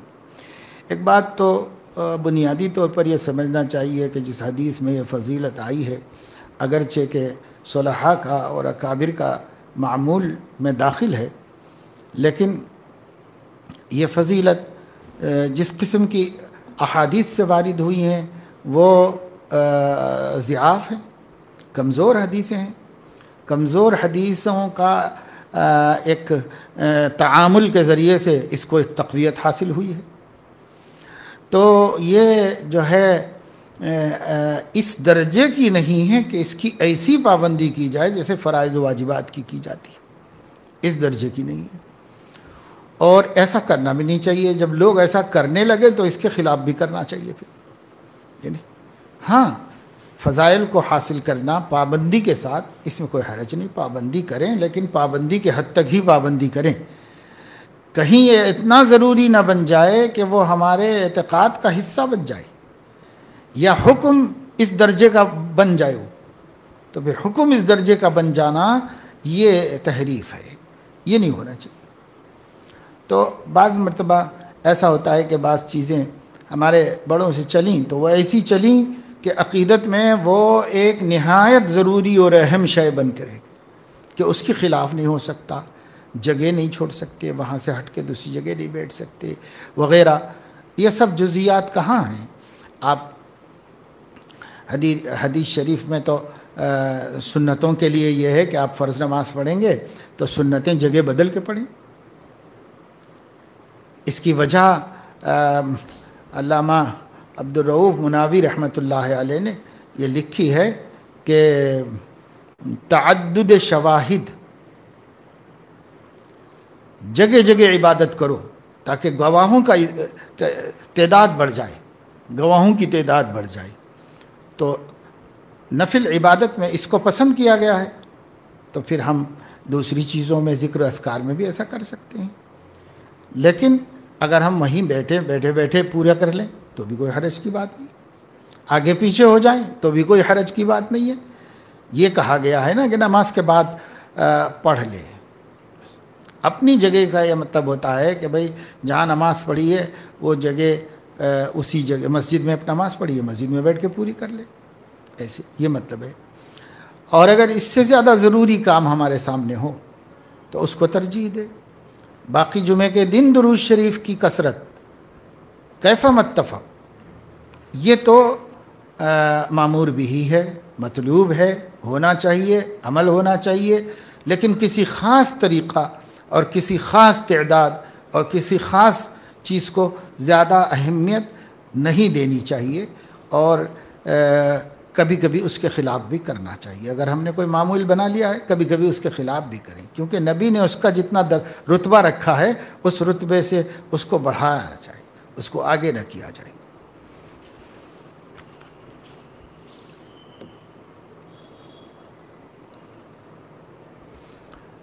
ہمارے بہنوئی کی جو کہ ہماری بہن کو 12 سال سے ہراساں کرتے آ رہے ہیں، ہم نے سرزنش کر دی، تو کیا معاملہ سلجھنے تک ہم ان سے بات چیت بند کر سکتے ہیں تاکہ وہ ہماری ناراضگی کو دیکھتے ہوئے پھر آئندہ ایسا نہ کریں؟ اگر یہی مقصد ہو ناراض رہنے کا کہ اس ناراض رہنے سے ان کو اثر ہوگا اور وہ رضامند کر کے اپنی غلطی پر نادم ہوں گے اور اپنی اصلاح کر لیں گے، تو یوں آدمی جو ہے ناراضگی کا اظہار کرے تو کوئی حرج کی بات نہیں ہے۔ ایک معصیت پر، ایک گناہ پہ ناراض ہو رہا ہے، حمیت جاہلیہ اس کا سبب نہ ہو۔ ایسا ہماری بہن اس وجہ سے نہیں، بلکہ اس وجہ سے کہ ایک شخص ظلم کر رہا ہے اور اسے ظلم سے روکنا ہے کسی تدبیر سے اور کسی طرح اس کو، بشرطے کہ غالب گمان ہو کہ آپ کے خفا رہنے سے اس کو اصلاح ہوگی اور وہ اس کا اثر لے گا، اور اگر اس کو کوئی پرواہی نہیں ہے تو اس کا کیا فائدہ ہے؟ پھر یہ ہے کہ اس میں بھی حد یہی ہے کہ سلام کا حق تو ختم نہیں ہوگا، سلام کریں، آپ جواب دیں۔ 3 دن تک تو منہ پھلا لینے کی اجازت ہے، 3 دن کے بعد تو نہیں ہے۔ تو یہ چیزیں ہاں احتیاط کر لیں، آپ کم ملیں، اور جب ملیں تو اپنی خفگی و ناراضگی کا اظہار کریں اپنے ادا سے، اپنی کسی سے، اور اس کے پیچھے نفسانیت نہ ہو، اس کے پیچھے صرف ان کی اصلاح مقصود ہے، تب کوئی حرج کی بات نہیں۔ اور اگر ذرا بھی اس کے اندر حمیت جاہلیہ ہے اور نفس کا دخل ہے تو پھر یہ تو معصیت ہی ہے، گناہ ہے، ایسا نہیں ہونا چاہیے۔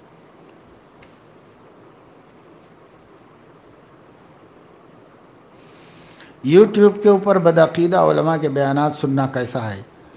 تو بدعقیدہ کے بیانات سننا کیسا ہے یہ بھی کوئی پوچھنے کی بات ہے؟ سراسر ظلمت ہے، گناہ ہے، گمراہی کا سبب ہے۔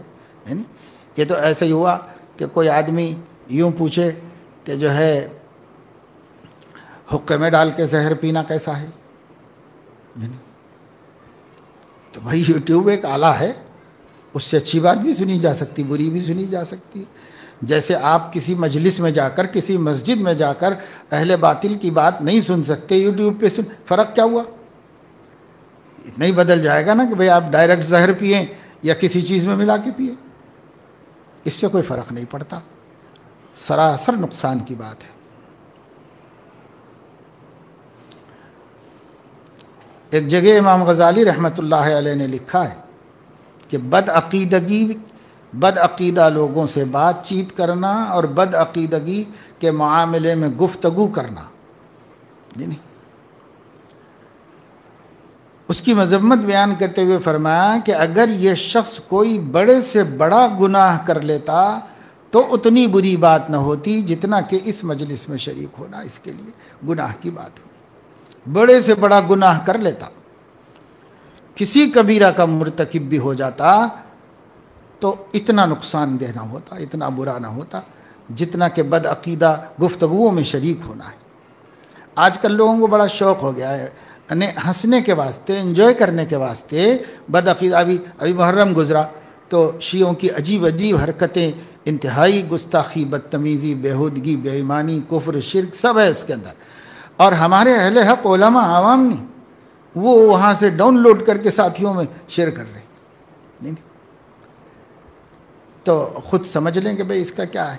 ایک ذرہ برابر صحابہ کے بارے میں آتا ہے کہ جب وہ بازار سے گزرتے تھے، حضرت عبداللہ ابن عمر رضی اللہ عنہما کہ کانوں میں انگلیاں رکھ لیتے تھے، اگر ان کو کہیں سے باجے کی آواز آ جاتی تو کانے میں انگلیاں ٹھوس لیتے تھے، کیوں؟ وہ آواز بھی دل میں جا کر کے ظلمت پیدا کرے گی، اس لیے اس سے بچتے تھے۔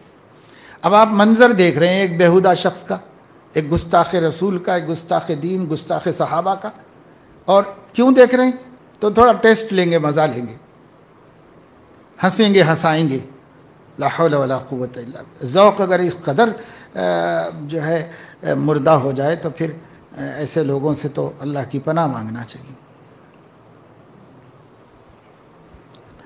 اب تو ہر چیز اور ہر عمل میں مجاہدہ کرنا پڑ رہا ہے، معمولات کے پورا کرنے میں، قرآن کی تلاوت کرنے میں، حتیٰ کہ فرض نمازوں کی ادائیگی میں۔ سوال یہ ہے حضرت کہ کیا کبھی ایسی منزل آئے گی کہ نفس بخوشی سارے کام کرنے لگے؟ مگر آپ اس منزل کا انتظار ہی کیوں کر رہے ہیں؟ کیوں کر رہے ہیں؟ ابھی جب آپ کو مجاہدہ کرنا پڑ رہا ہے تو اجر زیادہ مل رہا ہے، تب آپ جی خوشی سے کر لیں گے تو معمول کا اجر ملے گا آپ کو، اب ڈبل مل رہا ہے، تو اس کو منزل ہی کیوں سمجھ رہے ہیں آپ؟ اس کو منزل ہی نہ سمجھیں۔ ہاں، کرتے کرتے کرتے ایسا بھی ہوتا ہے کہ یہ چیزیں ہمارے دل کی خوشی بن جاتی ہے، پھر آدمی کو وہ مشقت نہیں کرنی پڑتی، بآسانی ہو جاتی ہیں۔ تب اس کا شکر ادا کریں کہ اللہ نے ہمارے لیے اس کام کو آسان کر دیا اور یہ بسہولت ہو جا رہی، پتہ نہیں مجاہدہ جاری رہتا تو کب ہم چھوڑ بیٹھتے۔ اب اللہ تعالیٰ نے اس منزل پہ چلو اللہ کا شکر ادا کرو، ٹھیک ہے۔ لیکن یہ ہے کہ جب تک مجاہدے سے کرنا پڑ رہا ہے، گھبراؤ نہیں مجاہدے سے، یہ مجاہدہ کے زخم ہی اللہ تعالیٰ کے رحم کا سبب بنتے ہیں، تو اس سے گھبرانے کی ضرورت نہیں اور اس کا انتظار کرنے کی بھی ضرورت نہیں۔ من جانب اللہ یہ مقام آ جائے تو بہت اچھی بات ہے، نہ آ جائے تو بھی کوئی حرج کی بات نہیں۔ آپ جو ہیں مریں تو شہید، ماریں تو غازی، نقصان کسی میں بھی نہیں، ہر حال میں فائدہ ہی فائدہ ہے، لگے رہو مسلسل۔ والد صاحب گھر میں اکثر نصف برہنہ حالت میں رہتے ہیں، لنگی وغیرہ پہن لیتے ہیں، اس کو برہنہ نہیں بولتے، بہرحال آدھا لباس پہنتے ہیں، سطر تو چھپا لیتے ہیں، ایسے رہتے ہیں، رہنے دو۔ توجہ دلانے پر کہتے ہیں کہ گرمی بہت ہوتی ہے۔ ایسے میں میری اہلیہ کا والد صاحب کے سامنے آنا جانا کیسا ہے؟ حتی المقدور احتیاط کریں، وہ بڑے آدمی ہیں، بڑی عمر کے ہیں، اپنے اسی مزاج کے ہوں گے، اس وجہ سے اس طرح رہتے ہوں گے، ورنہ تھوڑا علم ہوتا ہے اور تھوڑی تہذیب ہوتی ہے تو لوگ ایسا خود ہی نہیں کرتے، سوچتے ہیں گھر میں بچے ہیں بھائی ایسے نہیں رہنا چاہیے، گھر میں بہو ہے، بہت احتیاط سے لوگ رہتے ہیں، رہنا چاہیے۔ اور یہ علم کی کمی یا تہذیب کی کمی، اب گھروں میں ایسا ماحول نہیں ہوگا، اس وجہ سے ایسا چلا آ رہا ہوگا۔ اب دیہاتی لوگ ہوتے ہیں، وہ ان چیزوں کو اہمیت بھی نہیں دیتے، اس سے ان کے ماحول میں کوئی فرق بھی نہیں پڑتا اس سے، تو تب تو ٹھیک ہے۔ لیکن جہاں شہری تہذیب ہو اور اسی قسم کے لوگ گھروں میں رہتے ہوں، وہاں پر تو ایسے بڑے آدمی کو بھی چاہیے کہ وہ احتیاط سے کام لے، اور خود اس کی حیا کا یہ تقاضا ہے کہ وہ اس طرح نہ رہے۔ اور اگر نہیں مانتے اور اسی طرح رہتے ہیں تو اب یہ ہے کہ بہو کے لیے وہ نامحرم تو نہیں، اور دوسرے یہ ہے کہ جو ستر ہے وہ چھپائے ہوئے ہیں، پھر بھی حتی المقدور اپنے کام میں لگے رہیں، اپنا کام کرتے رہیں، بس جہاں تک ہو سکے اس سے دور رہیں۔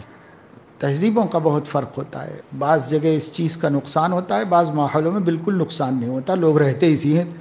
اب جیسے وہ بہو ہے تو اس کا باپ بھی اپنے گھر میں ایسے ہی رہتا ہے، یہاں آئے تو خسر بھی ایسے ہی رہتا ہے، تو اس کو کیا فرق پڑے گا؟ وہ تو بچپن سے اسی ماحول کی دیکھی ہوئی، اسی ماحول کی ہے، تو اس ماحول سے کوئی خاص اثر نہیں پڑتا۔ دیہاتوں میں ایسا ماحول ہوتا ہے اور اس کا کوئی خاص فرق وہاں پڑتا نہیں، بس یہ ہے کہ بھئی گناہ تو نہیں ہے، جسم اوپر کا کھلا رہے، یہ گناہ تو نہیں ہے، جب گناہ نہیں کر رہا ہے تو اس پر سختی بھی نہیں کر سکتی۔ یہ ہے حقیقت میں جیسا مجاہدہ کرنا چاہیے ویسا نہیں کر رہا ہوں، اپنے دوسرے پیر بھائیوں کو دیکھتا ہوں تو رشک آتا ہے کہ وہ ترقی کر رہے ہیں اور ہم جہاں تھے وہیں ہیں۔ تو اگر یہ سوالات سب ایک ہی شخص کے ہیں تو ابھی تو آپ نے کہا تھا کہ ہر کام میں مجاہدہ ہو رہا ہے، تو جب سارے کام مجاہدے سے کر رہے ہو تو اب مجاہدے کی کمی کی کیا شکایت ہے؟ تو جو بھی ہے ماشاءاللہ یہ مجاہدہ بہت کافی ہے، اللہ سے کیوں مجاہدہ بڑھا کے مانگ رہے ہو؟ اور مجاہدہ کریں گے، اور مجاہدہ کا ایک کرنا چاہ رہے ہو؟ جتنا کام آسانی سے ہو رہا ہے وہ کرو، بس فرائض کی تکمیل ہو جائے اور حرام کا ارتکاب نہ ہو، فرائض و واجبات مکمل ہو جائیں، حرام کا ارتکاب نہ ہو، یہ ہو گیا مقرب، یہ تقرب کی ایک منزل پہ آ گیا۔ اب اس تقرب میں وہ فعل نہیں ہے، ناکام نہیں ہے، مقرب ہے اللہ تعالیٰ کا۔ ہاں اب تقرب کے درجات ہیں، یہ نوافل سے پورے ہوں گے، تو اس میں مکروہات سے بچنا، مشتبہات سے بچنا، پھر مشتبہ کا بھی الگ الگ درجہ ہے، جس درجے کا مشتبہ ہے اس درجے کا حکم ہے، جتنا شدید مشتبہ ہے اتنا شدید دوری اختیار کرنا چاہیے، جتنا کم مشتبہ ہے اتنا کم دوری پہ کوئی حرج نہیں وغیرہ۔ تو یہ اعلیٰ درجے ہیں، تو اعلیٰ درجے میں اگر آپ کے دوست چل رہے ہوں تو اس پر رشک کرو، رشک بھی کرو اور کوشش بھی کرو کہ ہم بھی ان درجوں کو پائیں۔ جب میرا دوست جا سکتا ہے تو میں کیوں نہیں جا سکتا؟ جب میرے ساتھی وہاں تک پہنچے تو میں کیوں نہیں پہنچ سکتا؟ تو پہنچو، لیکن مجاہدے کی ہوس نہ کرو بس۔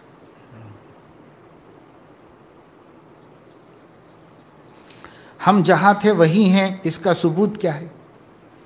اس کا تو کوئی ثبوت نہیں ہے۔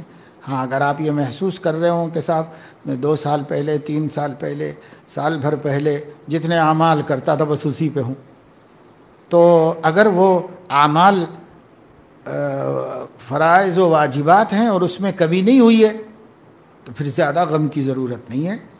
البتہ ہمت کرو، ہمت بڑھاؤ اور نوافل میں بھی اپنا حصہ بناؤ، جس قدر ہو سکے حصہ بناؤ۔ اور اگر یہ نوافل کی نوافل کی کمی اہل حقوق کے حقوق کی وجہ سے ہو رہی ہے تب تو یہ کمی ہے ہی نہیں، یہ اس سے بڑھ کر اجر و ثواب کا سبب ہے۔ مثلا یہ کہ بھئی روزی روٹی مشکل ہے اور بہت تنگی سے کما پا رہا ہے، تھوڑی کما پا رہا ہے، تو اس میں بہت ٹائم دینا پڑ رہا ہے اور اس میں اتنا تھک جا رہا ہے کہ نوافل وغیرہ کا کچھ زیادہ اہتمام نہیں کر پاتا، تو کوئی بات نہیں، یہ جو کام کر رہے ہو اس میں نیت کو درست کرو کہ میں اللہ کے چند ضعیف بندے جو میرے تحت رکھے گئے ہیں ان لوگوں کو تکلیف سے بچانے کے لیے یہ تکلیف اٹھا رہا ہوں، تو بس پھر آپ کو نوافل سے کہیں زیادہ اجر ملے گا، کہیں زیادہ ثواب ملے گا۔ بس دین تو بہت آسان ہے، اس میں پریشان ہونے کی کچھ زیادہ ضرورت نہیں۔ ہاں اپنے اچھے ساتھیوں کو دیکھ کر اچھا سبق لینا چاہیے اور ہمت اپنی بڑھانا چاہیے، 2 قدم آگے چلنا چاہیے۔ حسرت کرنے کا کوئی فائدہ نہیں، حسرت سے کس کو کیا ملا ہے؟ کوشش کرو، قدم آگے بڑھاؤ۔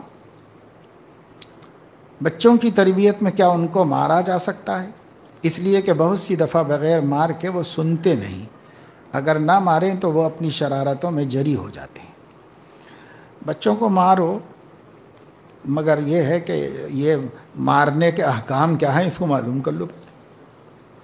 اگر مارنے کے احکام کا علم نہیں ہے تو آپ کو سانپ پالنے نہیں آتا تو سانپ مت پالو، یہ اس واسطے کہ تربیت کرنا آپ کا فریضہ ہے اور ظالم نہ بننا بھی آپ کا فریضہ ہے۔ ظلم سے بچنا ذمہ داری نہیں ہے، ظلم سے بچنا بھی ذمہ داری ہے، اس لیے ظلم سے بچو۔ اب اگر اللہ کو جواب دے سکتے ہیں کہ میں جتنی سزا دے رہا ہوں یہ سزا واقعی ان کی تربیت کے لیے ہے، اس میں میرے غصے کا کوئی دخل نہیں ہے، اور یہ واقعی ان کی اصلاح ان کی خیر خواہی میں ہوا ہے، اور اتنی سزا ان کے جسم جان اور ان کی عمر کے اعتبار سے زیادہ نہیں ہے، برابر ہے، قابل تحمل ہے، یہ ساری چیزوں پہ کنٹرول ہے، تو دو سزا۔ اب بھائیو، فقہا فرماتے ہیں کہ امام بخاری نے بھی لکھا ہے کہ قاضی کو حالت غضب میں فیصلہ کرنا جائز نہیں۔ تو یہ فیصلہ ہی تو ہے کہ اس کی پٹائی کرو، یہ فیصلہ نہیں، دور کیا ہے بھائی، اس نے غلطی کی ہے، سزا دینا ہے، یہی تو فیصلہ ہے۔ اب یہ فیصلہ حالت غضب میں ہوگا تو ناجائز ہو رہا ہے نا۔ کیا اب عدالت میں بیٹھنے پر ہی یہ حدیث نافذ ہوگی کیا کہ آپ جج ہیں اور آپ کو جو ہے کورٹ میں بٹھایا گیا ہے تبھی آپ کے اوپر اس حدیث کا اطلاق ہوگا؟ ارے ہر وہ جگہ جہاں آدمی کسی کو سزا سنا رہا ہے، فیصلہ کر رہا ہے، تو یہ اس میں انصاف سے کام لو۔ جب نفس غصے میں ہو تو جائز نہیں ہے، جائز نہیں ہے تو اس وقت مت کرو کچھ، اس وقت خاموشی اختیار کرو۔ بہرحال بھائی ہمارے ذمے تربیت ہی ہے۔ اگر فرض کرو ہم ظلم سے بچتے ہوئے تربیت کر رہے ہیں، ہم اپنا اعمال نامہ خراب نہیں کرنا چاہ رہے ہیں، اور پھر تربیت کی پوری فکر کر رہے ہیں اور تربیت نہیں ہو رہی ہے، تو کیا اللہ آپ سے پوچھنے والا ہے؟ یہ تو اب آپ کا فیصلہ ہے کہ مجھے تربیت کر کے رہنا ہے۔ اللہ کا حکم تو اتنا تھا کہ جو تدبیر قرآن حدیث کی روشنی میں ہے وہ کرو۔ اب اگر ہوتی ہے تربیت تو ہوتی ہے، نہیں ہوتی ہے تو میں تو نہیں پوچھوں گا تم سے، مگر مسئلہ وہاں اللہ کو جواب دینے کا نہیں ہے، مسئلہ اپنی بڑائی کا ہے۔ اللہ کی بڑائی کا رہتا تو مسئلہ آسان تھا، مسئلہ اپنی بڑائی کا ہے کہ صاحب وہ میں نہیں کر سکا، میں درست نہیں کر سکا تو پھر میرا وجود کس کام کا ہے، میں نہیں صحیح کر سکا تو پھر کیا فائدہ ہے؟ تو یہ میں ہے، وہ میں کے لیے کر رہا ہے، وہ اللہ کے لیے تھوڑی کر رہا ہے۔ تو اس وجہ سے خواہ مخواہ اللہ کے دین کو بدنام مت کرو۔ اللہ نے مکلف کیا ہے آپ کی وسعت کا، آپ کی وسعت نگرانی کرنا، دیکھ بھال کرنا، موقع پر مناسب تنبیہ کرنا، نصیحت کرتے رہنا، ٹوکنا، کبھی خفا ہونا، کبھی ضرورت سمجھیں تو سزا بھی دینا۔ سزا کتنی دینا، کیسے دینا، وہ سب اللہ کے دین کے ماتحت، کہیں بھی آپ کا اقتدار نہیں چلے گا، ہر جگہ اللہ کا اقتدار چلے گا۔ اور جہاں جہاں آدمی کو پریشانی ہو رہی ہے وہ اپنے اقتدار چلانے میں ہو رہی ہے، آپ اپنے اقتدار سے دستبردار ہو جاؤ، خلیفۃ اللہ فی الارض کے تحت اللہ کے اقتدار کو نافذ کرو۔ جب اب اللہ پاک نے آپ کو اتنی کی اجازت نہیں دی ہے تو آپ کس کا اقتدار نافذ کر رہے ہو؟ اللہ کا کر رہے ہو، اپنا کر رہے ہو؟ اللہ کا کر رہے ہو تو اسی پہ رکو، یہ ہے۔ اور جہاں تک میں سمجھتا ہوں اگر ہم اللہ رسول کے حکموں کی روشنی میں ظلم کی حد تک پہنچے بغیر اپنے فریضے کو ادا کر رہے ہوں تو ہم نے اپنا کام کر دیا، اب اللہ کی ذمہ داری ہے کہ وہ اپنا کام کرے، وہ کرے گا تربیت۔ ہم تو کر بھی نہیں سکتے تربیت تو وہی کرے گا، پھر بالآخر کرنا اللہ ہی کو ہے۔ آپ کسی کی سرشت نہیں بدل سکتے، آپ کسی کا مزاج نہیں بدل سکتے، بدلنا اللہ ہی کو ہے۔ تو اتنا کرو نا کہ مسنون طریقے پر تربیت کرو، نصیحت کرو، سمجھاؤ، اور اللہ سے مدد مانگتے رہو، اللہ سے دعا کرتے رہو۔ جتنا غصہ آیا، جتنا دل دکھا، اتنے ہی بھرے دل سے اللہ کے سامنے ہاتھ پھیلاؤ، اللہ تعالیٰ سے مدد طلب کرو، اللہ تعالیٰ کے سامنے گڑ گڑا لو، آنسو بہا لو کہ یا اللہ میرے ہاتھ میں تو نہیں ہے بدلنا آپ کے ہاتھ میں، اور مجھے آپ نے اس سے آگے کی اجازت بھی نہیں دی ہے، تو میں کیا کروں؟ اگر مجھے اجازت ہوتی تو اسے مار کے دفن کر دیتا لے جا کے قبرستان میں، کہ جا تیرے وجود سے زمین پاک کر دیتا ہوں، مگر آپ کی اجازت بھی تو نہیں ہے مجھے، تو میں ظلم بھی نہیں کر سکتا، جسم پر زیادتی بھی نہیں کر سکتا، زبان سے زیادتی بھی نہیں کر سکتا، تو آپ کی حد میں کھڑا ہوا ہوں اور آپ کی مدد مانگ رہا ہوں، تو اللہ مدد دے گا، برابر دے گا اللہ تعالیٰ مدد، کیوں نہیں دے گا؟ سب مدد دینے والوں سے زیادہ اللہ مدد، وہو المستعان، وہی مدد لینے کے قابل ہے، وہی مدد دیتا ہے، ہوگی۔ ہاں آپ نے طریقہ خود طے کر لیا ہے، ٹائم خود طے کر لیا ہے کہ صاحب اتنے دن میں ہو جانا تربیت، اور اس طریقے سے ہو جانا، یہ کس کی تجویز ہے صاحب؟ اگر یہ تجویز قرآن حدیث میں آمنا صدقنا، اگر یہ تجویز قرآن حدیث میں نہیں ہے تو آپ کی ذاتی پیداوار ہے، اس کو آپ دین سمجھ رہے، تو اللہ کی مدد بھی نہیں آئے گی، اللہ تعالیٰ سبکدوش ہو جائے گا۔ اب میں تربیت کا ذمہ دار نہیں ہوں، آپ ہی طریقے بنا لیے ہیں، آپ ہی کر لیجیے، بس میں ذمہ دار نہیں ہوں اس کا، تو اللہ سبکدوش ہو جائے گا۔ جب اللہ سبکدوش ہو جائے گا تم زمین آسمان ملا کے بھی نہیں کر سکو گے اس کی تربیت، تو اللہ کی ذمہ داری اللہ کی رہنے دو نا، اس وقت تک ہے اللہ کی ذمہ داری جب تک کہ آپ اللہ کی ذمہ داریوں میں دخل نہیں دیتے۔ ہدایت اپنے ہاتھ میں لے لینا چاہ رہے، تربیت اپنے ہاتھ میں لے لینا چاہ رہے ہیں، سب اپنے ہاتھ میں لینا چاہ رہے ہیں، یعنی تربیت کرنا آپ کے ہاتھ میں ہے، تربیت ہونا آپ کے ہاتھ میں نہیں، ہدایت کی طرف بلانا آپ کے ہاتھ میں ہے، ہدایت دینا آپ کے ہاتھ میں نہیں ہے، اختیار ہے۔ اور جو شروع میں نے بات بتائی تھی، کچھ اختیار، یہ اتنا اختیار ہے، بس اللہ کے دین کی روشنی میں اپنے بچوں کی تربیت کرو۔ ظالم کیوں بنو؟ ظالم کے ساتھ اللہ کی مدد نہیں ہے، مظلوم کے ساتھ اللہ کی مدد ہے، تو آپ کے جوتے کھا کے اس کی طرف اللہ کی مدد چلے گئی اور آپ اب بے مدد ہو گئے، بے سہارا ہو گئے، تو کیا فائدہ ہے اس میں؟ جب اللہ کی مدد سے محروم ہو گئے تو پھر اب کیا توقع رکھ سکتے ہیں، کیا امید رکھ سکتے ہیں؟ تو یہ سب چیزیں ایسی ہیں کہ انسان کر کے سوچتا ہے اور پچھتاتا ہے، اور کوئی فائدہ نہیں۔ سوچ کے کرو بھائی، کر کے سوچنا بے وقوفوں کا کام ہے، سوچ کے کرنا عقل مندوں کی نشانی، تو سوچ کے کرو، کر کے سوچنے کا کیا فائدہ؟ جو آدمی کر کے سوچا ہے پشیمان ہوا ہے، جو آدمی سوچ کے کیا ہے وہ کامیاب ہوا ہے، کبھی اس کو شرمندگی نہیں ہوتی، نقصان بھی ہوتا ہے تو پشیمانی نہیں ہوتی اگر سوچ کے کیا ہے تو۔ بہرحال یہ باتیں ہیں، اس پر عمل کیجئے، ہمت سے کام لیجئے، صبر کیجئے اور ایک طریقے سے کام کرو۔ اللہ تعالیٰ نے کیا مقدر کیا ہے ہمیں نہیں معلوم ہے، اس لیے اللہ سے بھلائی کو مانگتے رہو، اللہ تعالیٰ سے بھلائی طلب کرتے رہو، اپنی والی کوشش میں کمی مت کرو۔ ہمیں اللہ کی ذات سے 100% یقین رکھنا چاہیے اور امید رکھنا چاہیے کہ جب اس نے ہمیں ایک چیز کا حکم دیا ہے اور ہمیں قادر نہیں بنایا ہے، قادر مطلق نہیں بنایا ہے، اس لیے اللہ تعالیٰ اپنی قدرت مطلقہ کو ہمارے ساتھ ملا کر کے ہمارا کام دیر سویر ضرور بنائے گا۔ ہمیں صرف اپنا کام کرنا ہے، نتیجے دیکھنے کا تو انبیاء کو بھی اختیار نہیں تھا کہ صاحب اپنا تاج دیکھے، خوشی ضرور تھی ان کو بھی کہ سب لوگ مسلمان ہو جائیں، سب لوگ دین میں آ جائیں، لیکن ان کو اس کا حکم نہیں تھا کہ بھائی وہ نتیجہ نکالے، نتیجہ تو ہم ہی نکالیں گے۔ سبحانک اللہم و بحمدک اشہد ان لا الہ الا انت استغفرک و اتوب الیک۔